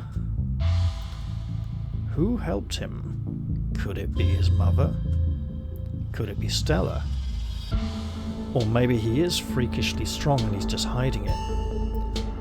Why would I lie about that? I just picked you up and carried you back. It's not like I had to go very far. think Dr. Kelly should look over me. She just can't be good for me, but then she'd know I snuck in here without her permission. I should probably get going. Stella's still missing, and the stone here finally stopped yelling at me. So I probably don't need to go back and see it again. That might be a little tricky. The dock is on the warpath up there. Yeah, because you hacked down a wall with an axe. I refuse to take my medicine, and she's not happy about it. I'm sure you can understand why. There is no way I'm gonna take anything she gave me. She's been poisoning me for years. I've been thinking about what you said at dinner last night, and I don't see any other possibility. It's only been a day since I stopped taking my pills, and I feel great. It's been a whole day?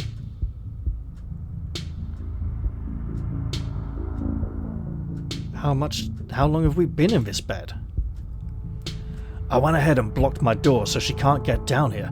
Now we just have to wait her out. You do have glass windows. You blocked your door. Of course I did. I put a chair in front of it. It's never failed me before. Oh, it might fail if she's more determined.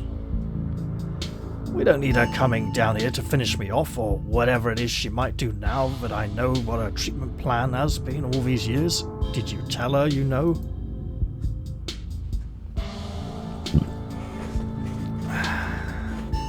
But I need to leave. But now we're just locked downstairs. That's a very good point. So what was your plan to get with that exactly? Good, gives us time to figure out a game plan. How are we supposed to get out? I don't think you're acting rationally. So you're holding me hostage down here until what exactly? So I'm your prisoner. Let's go with something less hostile.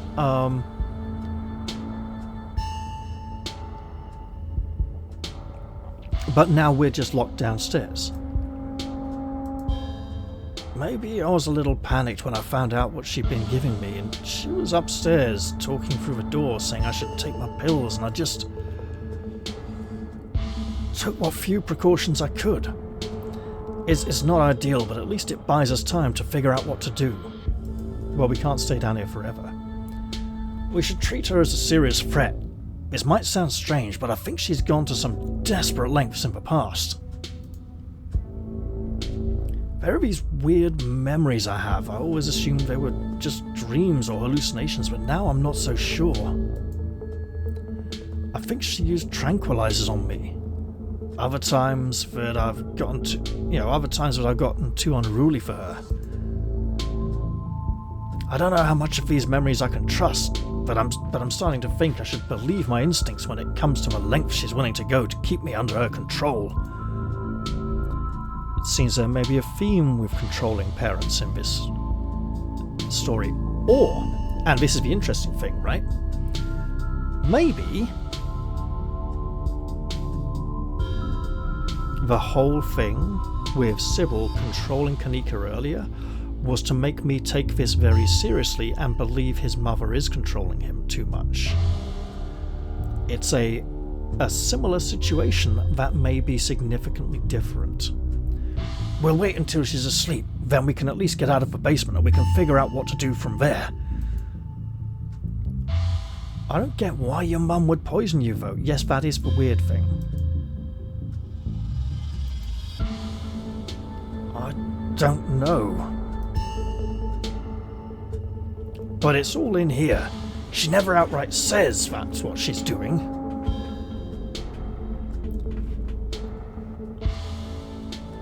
Here's the thing. If Sybil is a witch, and the doctor is going to the witch for advice, and the witch is saying use this in the medicine, in very small dosages to build up his resistance or something, and she's misunderstanding it or doing it wrong because she's desperate for a good result and she's overdosing him, or something worse. And the recipe she came up to deal with my flare-ups, whatever she thinks those are, involves that weird plant that was on the counter.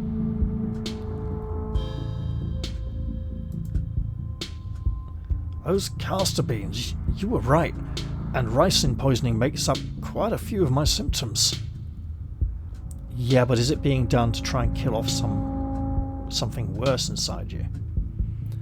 The thing I can't figure out is whether she's been trying to kill me slowly or if she just likes keeping me sick enough to be dependent on her. Either way, I don't think I ever had an illness. I think the illness was me growing up and becoming less easy to control. She sure found a cure for that. No, ricin is really bad. How are you not dead? Yeah, let's make a big point of this. I don't know. Maybe it's low enough doses, or maybe I've developed a tolerance due to the very low doses. But I think the fact I feel more and more alive by the minute is enough proof that she's what's keeping me sick. I don't even need solid evidence. With your evidence, you should be able to go to the cops. Maybe not the local cops, but a plural cops. No matter what, we should get out of this basement soon. We need to get you out of here. Who knows what she'll do if she finds out what you know. It does sound like police need to investigate. You're right. I have her journal. That's pretty incriminating, even if she left out any descriptive words for what she was up to. Ideally, I'd never have to see or think about her ever again, but if it comes to it, this could be my guarantee that she would never be able to have power over me again. Look. Let's not go with this, because she might have his best interest at heart. No matter what, we should get out of this basement soon. Where would we go? That's a good question. Where could he hide? The only person I know who has a car is Kanika, and she's not answering her phone. And she wants to get the hell out of town as well, but this is suddenly taking a very bad turn. I don't know anyone else. I don't have any other family to go to. I'd never even finished high school. When I get out of this house, I don't know how I can make sure I don't wind up back down here. You can stay with me if you want, at least until you get on your feet. You can stay with me if you want. That's more long term. We can figure it out together. Look, one step at a time. Let's just start by waiting out your mum and getting out of here.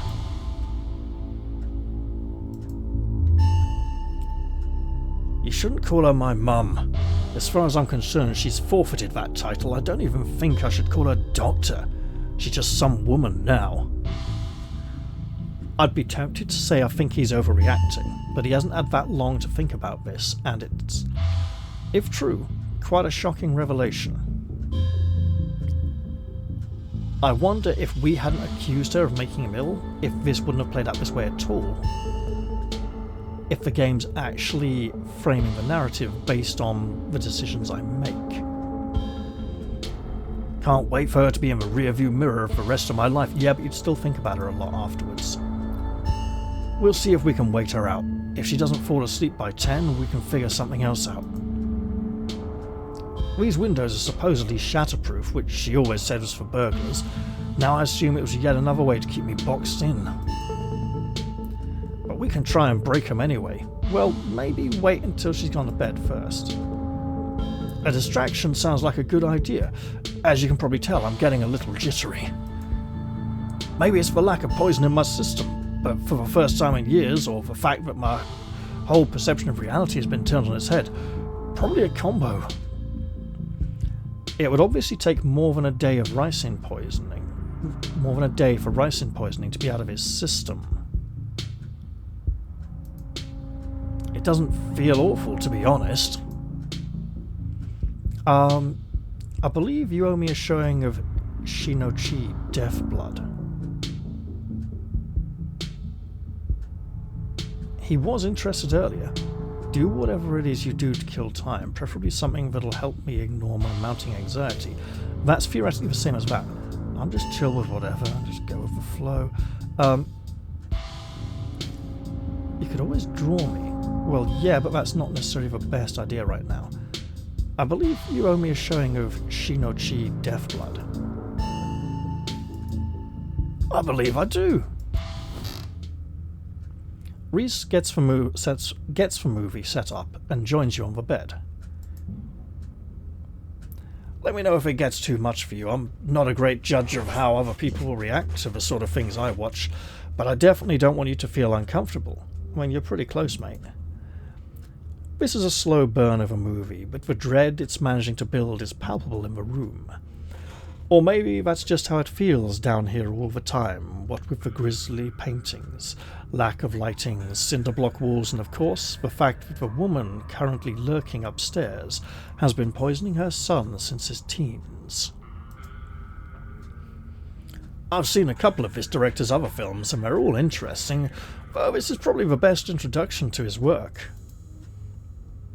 The way it jump cuts to seemingly unrelated TV show recordings but then wind up tying back into the narrative adds a level of realism and depth to the world that I find really engrossing. It's found footage used to its fullest. Actually, it feels more like the TV shows in RoboCop by the sound of it. I can't believe I'll be able to just do things from here on out, like watch movies with another person. Whoa, what's going on with those teeth there? Those canines looking a little sharp, buddy. Or talk to people. Ever. He's getting a little too excited now. You can hear the difference in energy now that Reese hasn't had his daily dose of poison. He's uncharacteristically chatty, clearly not used to talking to another person, let alone when he has the energy to carry on a long conversation. Something is changing inside of him, yet what if the medicine was suppressing something bad and he's now going to become really manic? Reese, you feel different, like your whole personality is changing. Is everything okay? He's like, I feel free! Ha ha ha ha ha! Everything is more than okay. I haven't felt this good in... I don't think I've ever felt this good. Perhaps a little too good. A man on the screen yells portents of doom into the camera, trailing off into a wordless scream. The plot is really heating up. We might want to run up the stairs and move that chair. I love that there are all these distinct sort of vignettes, little pockets of horror that affect a small number of people, and only once you start to see how they fit together can you realize some fundamental horror about the universe. And then it sees you back. Incredible, cosmic horror in the truest sense. Reese is becoming very animated. It's probably safe to assume that he's dealing with a lot of extra adrenaline right now, what of his entire reality turning out to be a lie. But he's also talking over the movie. He's not paying much attention to it. It's more than just something that's changing in Reese. It's everything. Yeah, maybe the poison wasn't for him, but for... We got all these leaves around the text box. They've been there the whole time, and I don't think they've particularly changed pattern, although it would be interesting if they changed slightly over the course of the chapters. Has the cat sensed its prey? There's a knock on the window. Sarah, don't get any closer to that thing. It's time to go home. Right, getting a drink now. If we're going to have Wayne's voice. I need liquid and moisture in my throat. Okay, let's try that again. Sarah, don't get any closer to that thing. It's time to go home. That voice. I know that voice. Is that who's been following you around? Without another word, Wayne starts pounding on the supposedly shatterproof window. Enemies upstairs, enemies outside, we're surrounded. Even if I get out of this house, I won't be safe. You won't be safe. What do you mean? Wayne isn't going to hurt you. He hasn't hurt anyone. Why did he call you that thing? Now, Reese has been forming a very strong bond with us unnaturally quickly since we woke up in this room. You're being weird, man. I don't need you to protect me.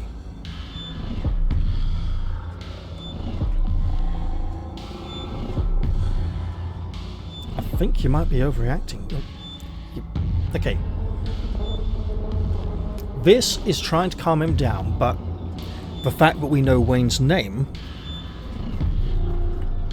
is going to be like, you're an enemy too! You're with him! Why did he call you that thing? That's a really risky question. You're being weird, man. He's been like, oh, you haven't seen nothing yet. I think you might be overreacting. Yeah, but that might... To pull this line off, we might have to calm down and relax ourselves a bit and make ourselves vulnerable.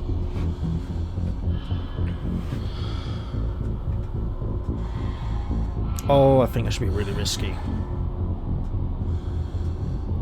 Why did he call you that thing?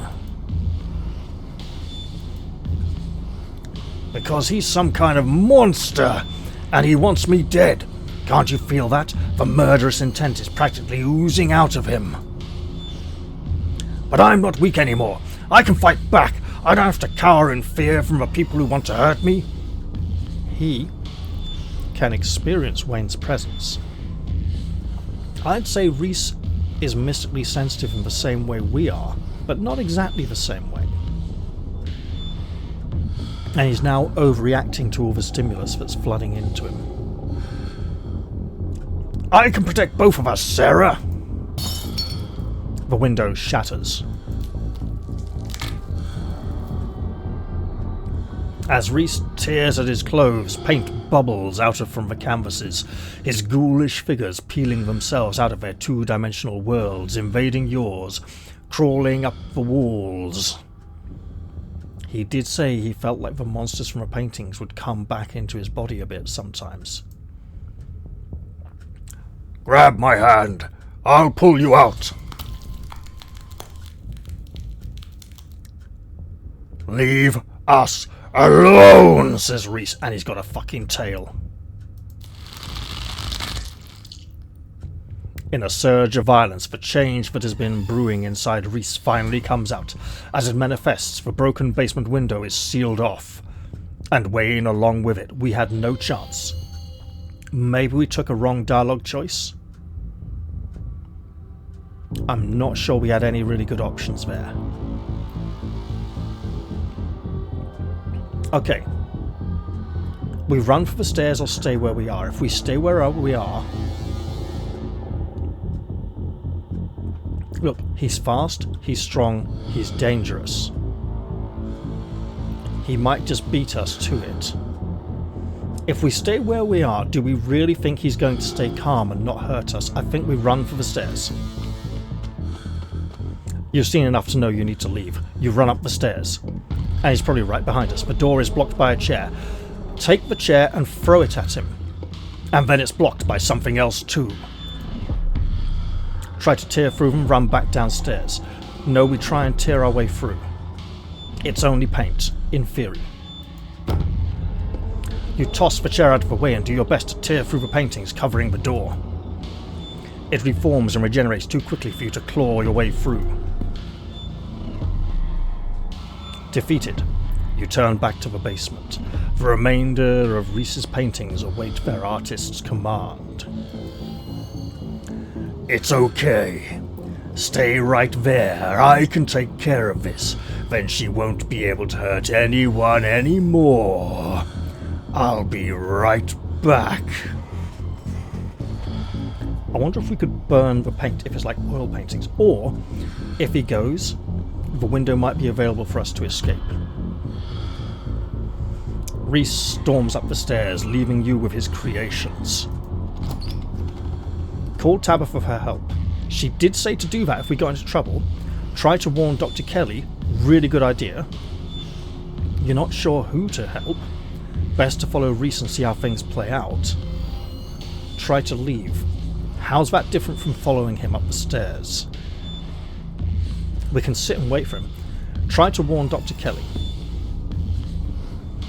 You make your way to the door that beckoned to you yesterday, all intrigue now washed away. You know where it leads and you know what secrets the stone that lurked in the forgotten basement of the clinic had to share with you. Now the clinic holds a new horror. Somewhere beyond the narrow hallway leading from the house proper into the doctor's office, there is a monster preparing to do something unthinkable. We open the door and yell at her. You grasp a handle and turn. Duck! She's going to shoot him, isn't she? We duck. You do as she says, ducking out of the way. She shoots. The gun isn't very loud.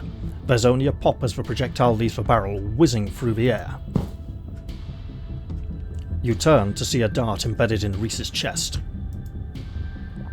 He pulls the tranquilizer dart out from between his ribs, heavy breathing, heaving heavy breaths as the drug courses through his system. You're going to have to try harder than that, you No! How did you? As if you could so hope to stop me, you pathetic waste of flesh, says Wayne as he appears on the stairs. Can she see Wayne? That's the important thing. Before Wayne takes another step down the stairs, paint flows out between the cracks of the wood. Reese's panic, pulling at in a mob of furious creatures to hold his enemy in place. I think Wayne's pretty powerful, but he's struggling here. Looks like he's legging it into that side door. She's running that way. The artist darts away, but his creations continue their work in his absence. Dr. Kelly makes her escape down the hallway as Wayne is overcome, glued in place at the top of the stairs by stiffening globs of paint.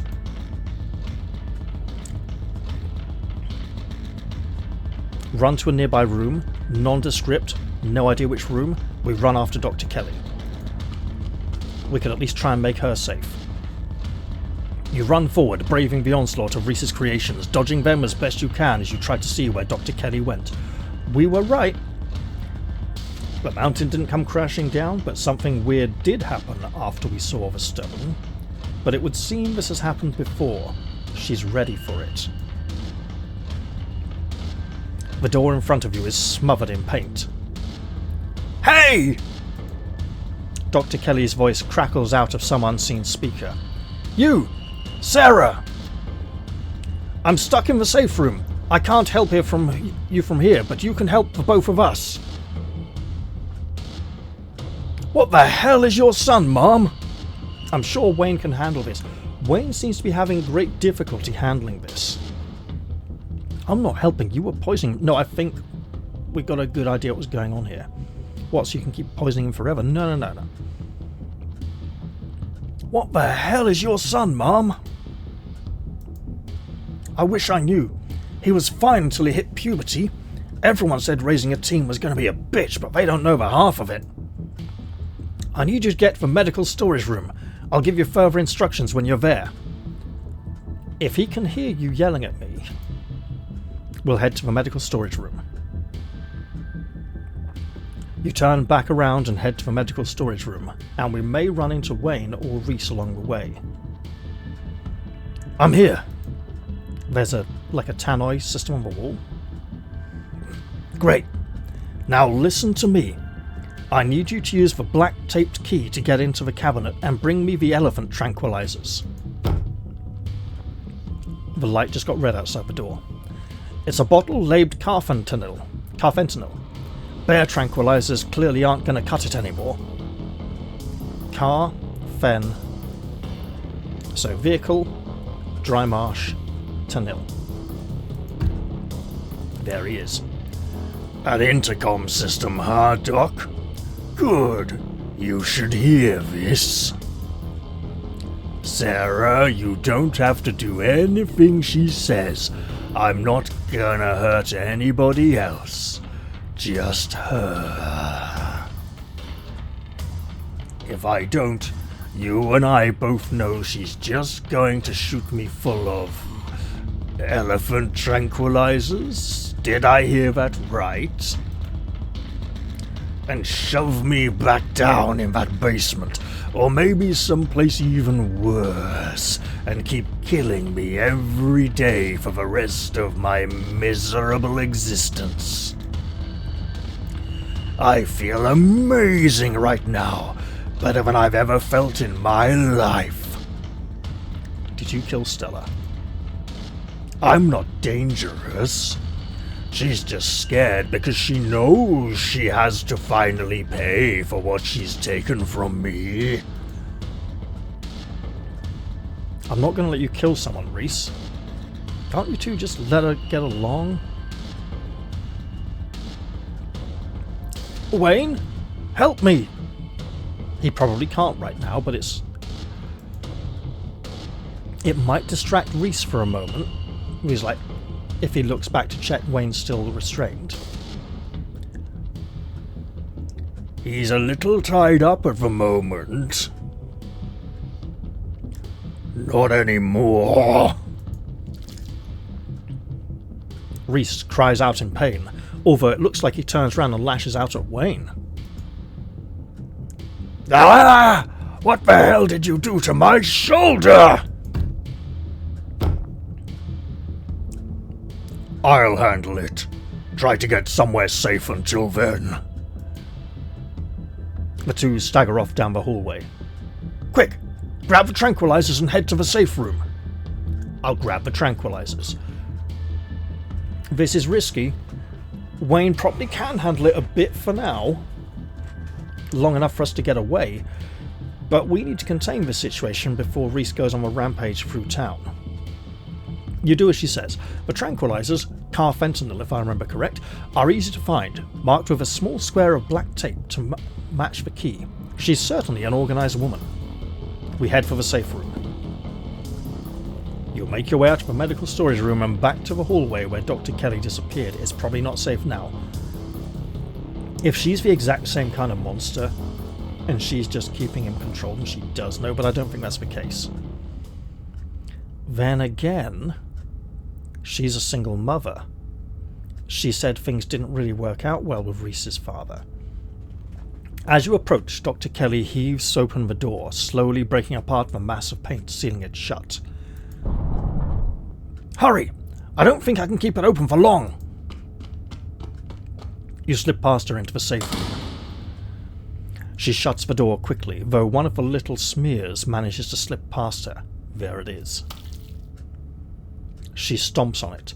Painted viscera splatters across the cement floor, a bit like Reese stepping on a ditchling in the previous 1 or 2 episodes ago. I was going to say previous episode, whereas it was 2 episodes ago. The music has instantly calmed. We're supposed to feel safe now. It sounds like Reese and your friend are still fighting. We probably have a few minutes before he gets here. You know about my friend? Or you don't expect my friend to keep Reese away forever? What is this room? Let's talk Reese. What's the game plan, both short and long term? What is this room? Old X-ray room.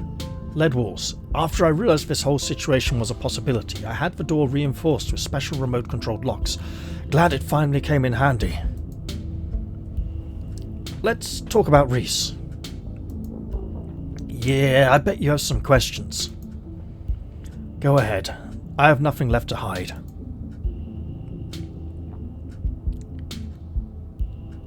When did you find out? A little after he hit puberty. He had all the usual changes, then a few extra. Thickened nails, sharp teeth, elfish ears. I'd noticed for years they were blatantly prominent. I figured he might have some kind of genetic disorder. Had him checked out at a few specialists, but there was nothing obviously wrong with him. Then we had an argument and he changed right in front of me.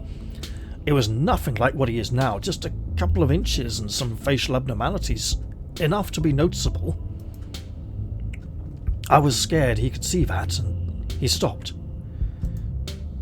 I thought it was a one-off or maybe a hallucination. But the second time it wasn't as subtle and it didn't go away as easy. That's when I knew for sure this was something beyond my realm of expertise. How did he not know what he was? I've been medicating him since he was 12. We've only had 3 incidents like this before, maybe 4, depending on what counts. This is the worst one by far.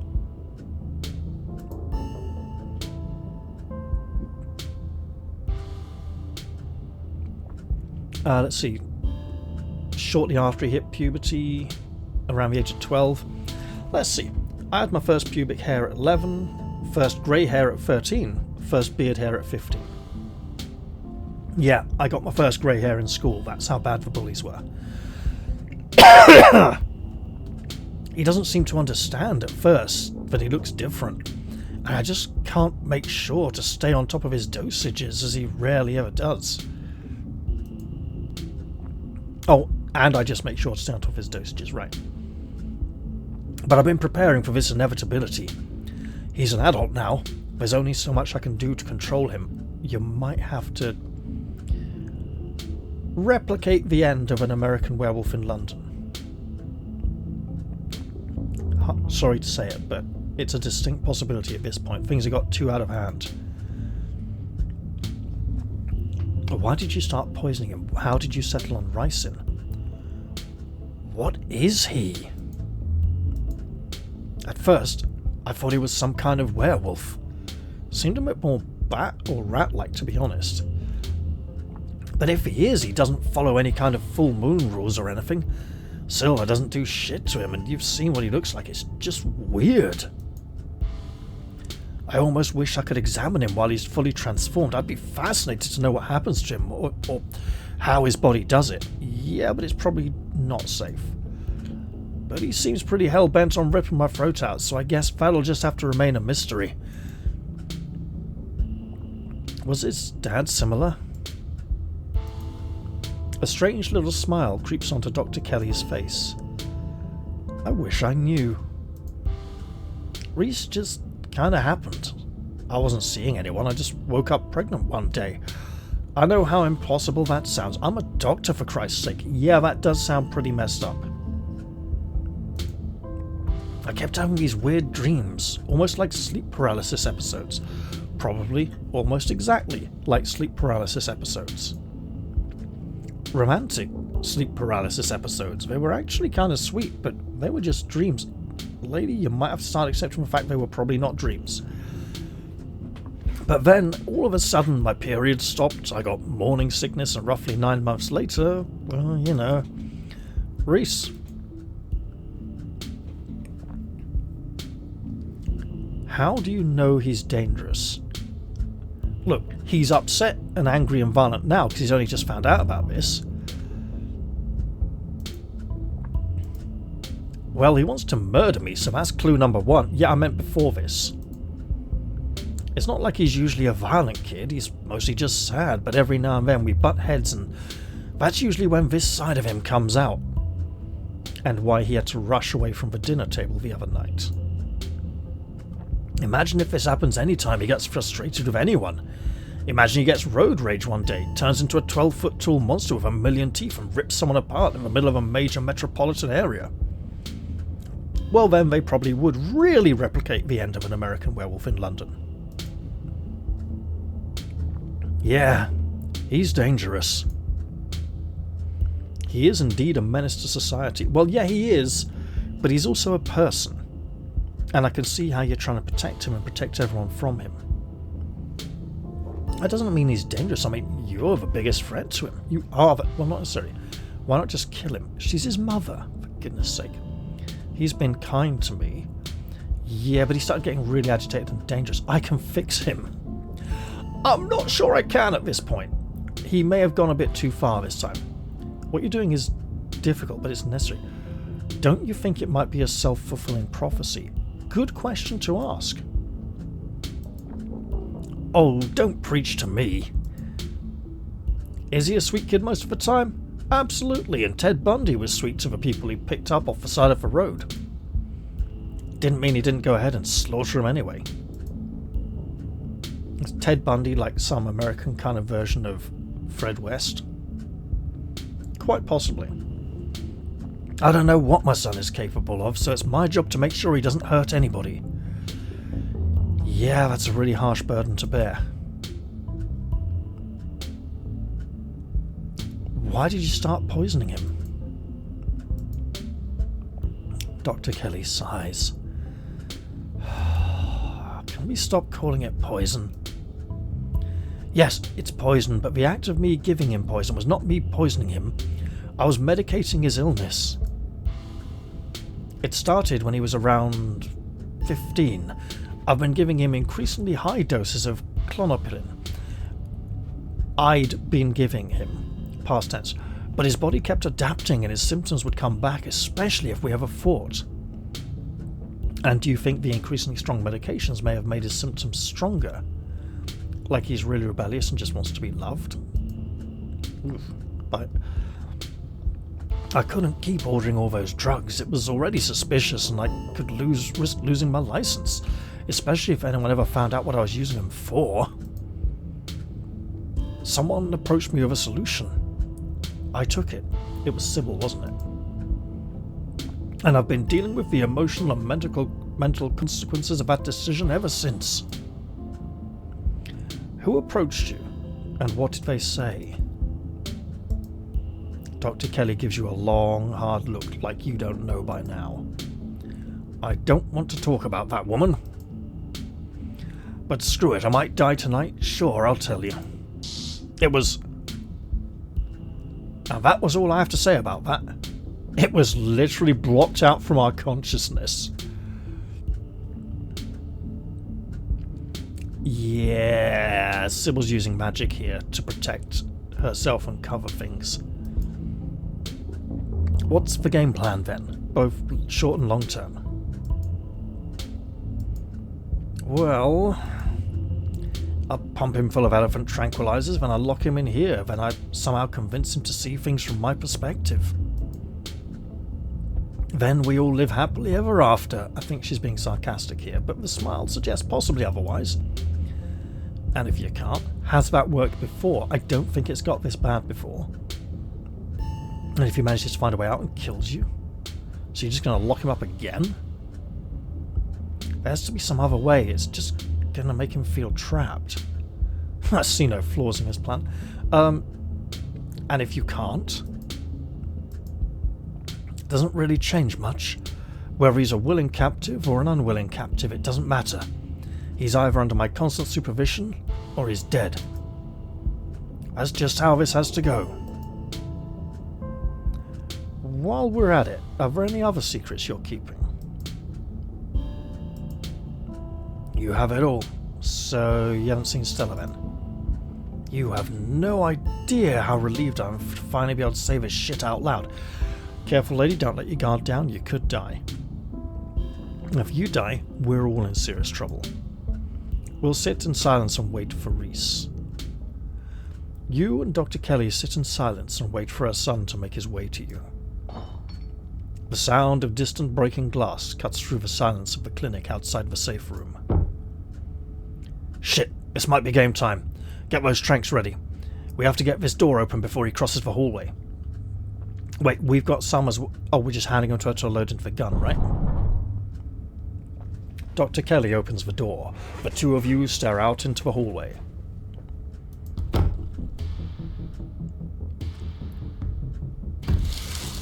Here comes the paint. All of it. With Reese. And his ungodly creations. Is this what you were so afraid of? Hand over the tranquilizers. This is your shot. This is our shot. Give her the fucking tranquilizer. Why would we not? My god. He'd just murder her and we'd run away. We'll give them to her. You hand Dr. Kelly the tranquilizer darts. We have to try and save everyone we can.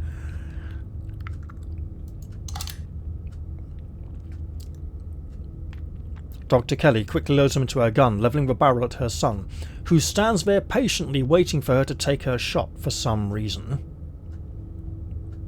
Has he been taking a load of medicines to be like antidote for the tranquilizers, maybe?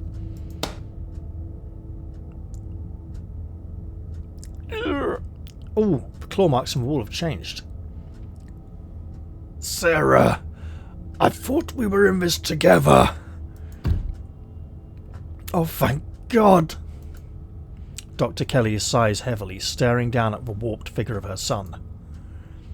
I can drag him into the safe room on my own. I'll meet you at the front door when I'm done, meaning we don't have to witness it. We'll leave her to it. You return to the entrance of the clinic. Everything is quiet now. Only streaks of paint where Reese's minions had once roiled out of the cracks in the wood. Is Wayne here? I hope you understand that this needs to stay between us. I don't care how much you feel like you need to share what's just happened with other people. Maybe one person who I might accuse of being involved. The more people know about this, the more trouble it is for me and for him. I don't need any more well-intentioned escape plans. Can I come and visit him? That honestly might not be a very good idea. Do you think you'll let any of his friends in on this? Okay. There's a magic stone in your basement. Just thought you should know. Also, we broke a hole in the wall down there. We should tell her. She's going to find out about the broken wall at some point anyway, and she isn't necessarily going to assume he did it. She's enough of a professional with a keen eye to notice that a tool was used to smash open the wall, not his big mutant monster fist hand claw things.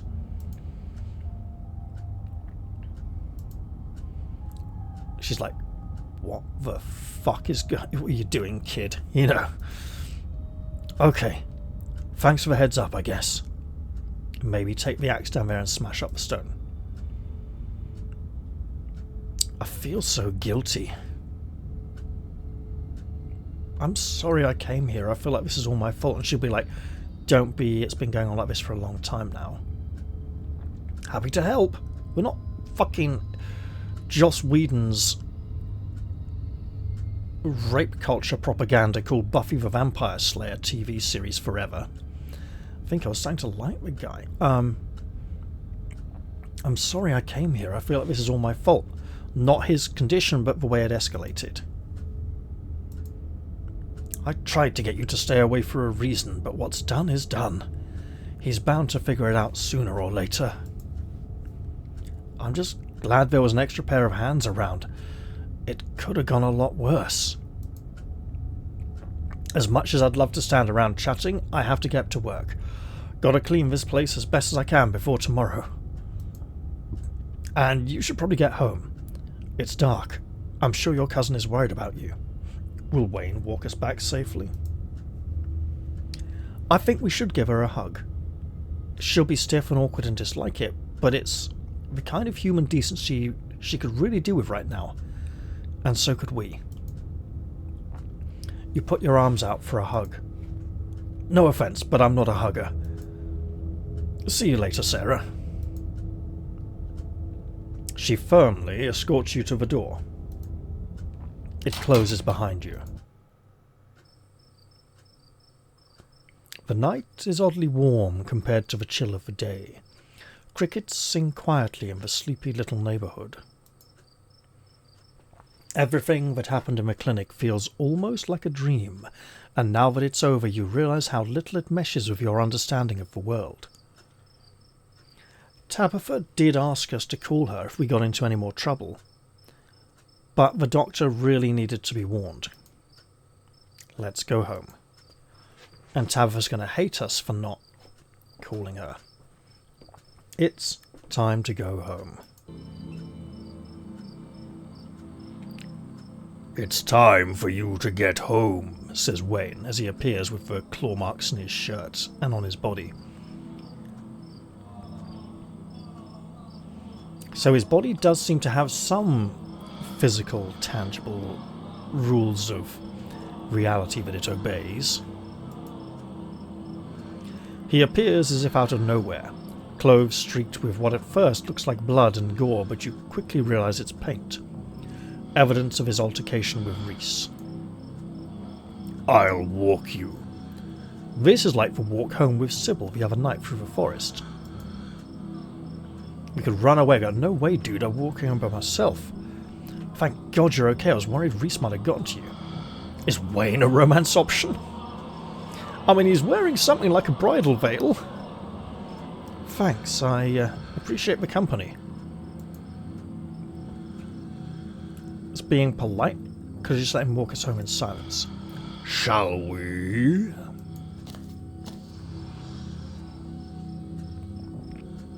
No ditchlings. Interesting. Wayne walks just ahead of you in near total silence. Okay. Did you know Reese was like that? Yes, he did. He called him that thing. I thought you wanted me to stay at the estate. Aren't you going to lecture me? Did he say that? I'm not sure. Why are you following me around? Why not Stella, or Kanika, or Sybil? Why not Tabitha? Feels like a really important question right now. Because you're special. But why? Why am I so special? You simply are. Do you not feel the ties that bind us? They're unbreakable. Oh. Thanks for looking out for me tonight. Honestly, good response. Might not be the best one. We don't want to give him the wrong idea. I don't need you looking out after me all the time. I'm glad you're okay. I was worried Reese might have... Seems like Reese gave you a run for your money. Did you do something to Stella? No, let's ask, do you know what happened to Stella? If he did something to her, he might own up to knowing. She ran off, didn't she? Remember that if you find her. She won't be there if you need her.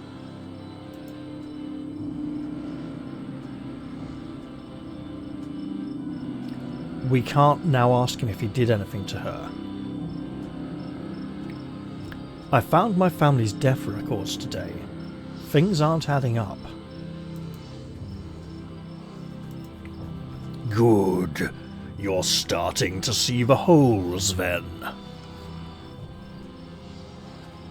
Someone, not necessarily the family, remember there's a witch, seems to be going to great lengths, and the ghost used the witch's daughter to represent the witch, going to great lengths to keep this one family in control of the mine and the village. Look for more.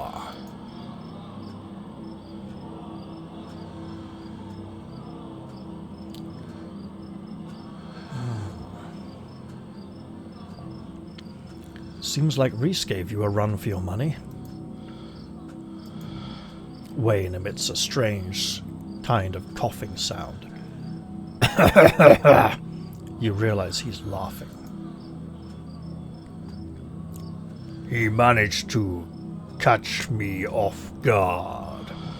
Those constructs of his were an interesting little trick, but that's all they were. You don't need to keep coming up with new topics of conversation to fill the silence. You're tired. It's been a long night. You should rest. Whatever's speaking through Wayne may be a family ancestor of ours. If, wait for it, if whoever inherits gets possessed by the ghost of whoever was previously in control of the family. Possibly as punishment for bumping off their previous... Oh hey, no, these weren't up here around the side before. Maybe this is the same, but this isn't. Some of this interesting because we're in a more leafy environment, but it could also be an indication of danger or something else. Wayne remains silent for the rest of the journey back to the estate. I'm sure we'll see each other tomorrow. You should try to spend some time in that old building before you head to town. Tabitha won't be around. Too busy at the mines. Forbidden places won't be forbidden without her there to stop you, and you might be surprised at what you find. Until then, sleep well. He disappears into the underbrush. Let's go home. This crumbling edifice.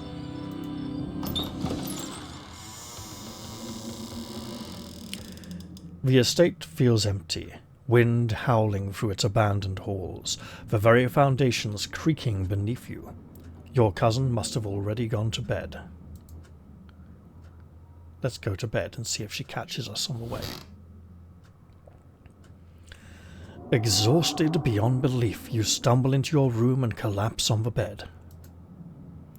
Someone's been through the closet recently, remember? And I don't think they were looking for our things. I think they were looking for something that was in there, and it may very well have been Tabitha. The damp smell of the mattress is starting to become almost welcoming, a sign that the now daily horrors of Scarlet Hollow are finally behind you, at least until the sun inevitably rises once again. You close your eyes, your exhausted body succumbing to sleep almost immediately.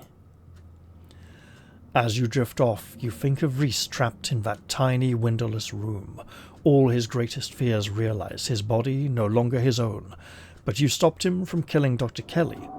The world, at least for now, is protected from him. And then you think of nothing. This is the end of episode 4. Episode 5 finally awaits. In which case, I should probably end the episode here. And look forward to recording the next one. I'm going to try to leave it a little longer before recording the next one, but I'm enjoying this a lot and I do want to push forwards. But I do also want to take it nice and slow. I've seen a lot of comments on the forums from people saying that episode 5 feels very short.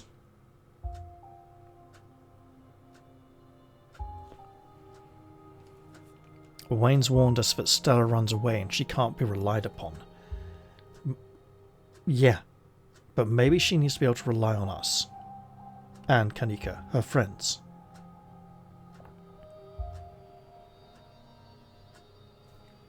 If she found out about Reese's conditions, she'd want to upload video footage of it, and she'd get a whole load of negative backlash. People wouldn't take her seriously. It's probably best she doesn't find out.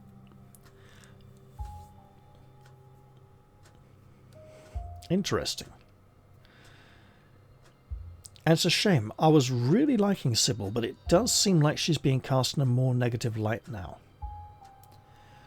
Well, I hope you all enjoyed this episode, and I'll definitely be interested to see what you leave down in the comments section about this one. I imagine there'll be a comment or two, at least, regarding how I handled things and choices I didn't make, choices I did, and, you know, how well I handled things, how I didn't take somebody else's favourite option or something. Who knows? But it will be interesting to see where it all goes in episode 5. I'm going to leave this one here and thank you all very much for watching. See you all soon. Bye for now.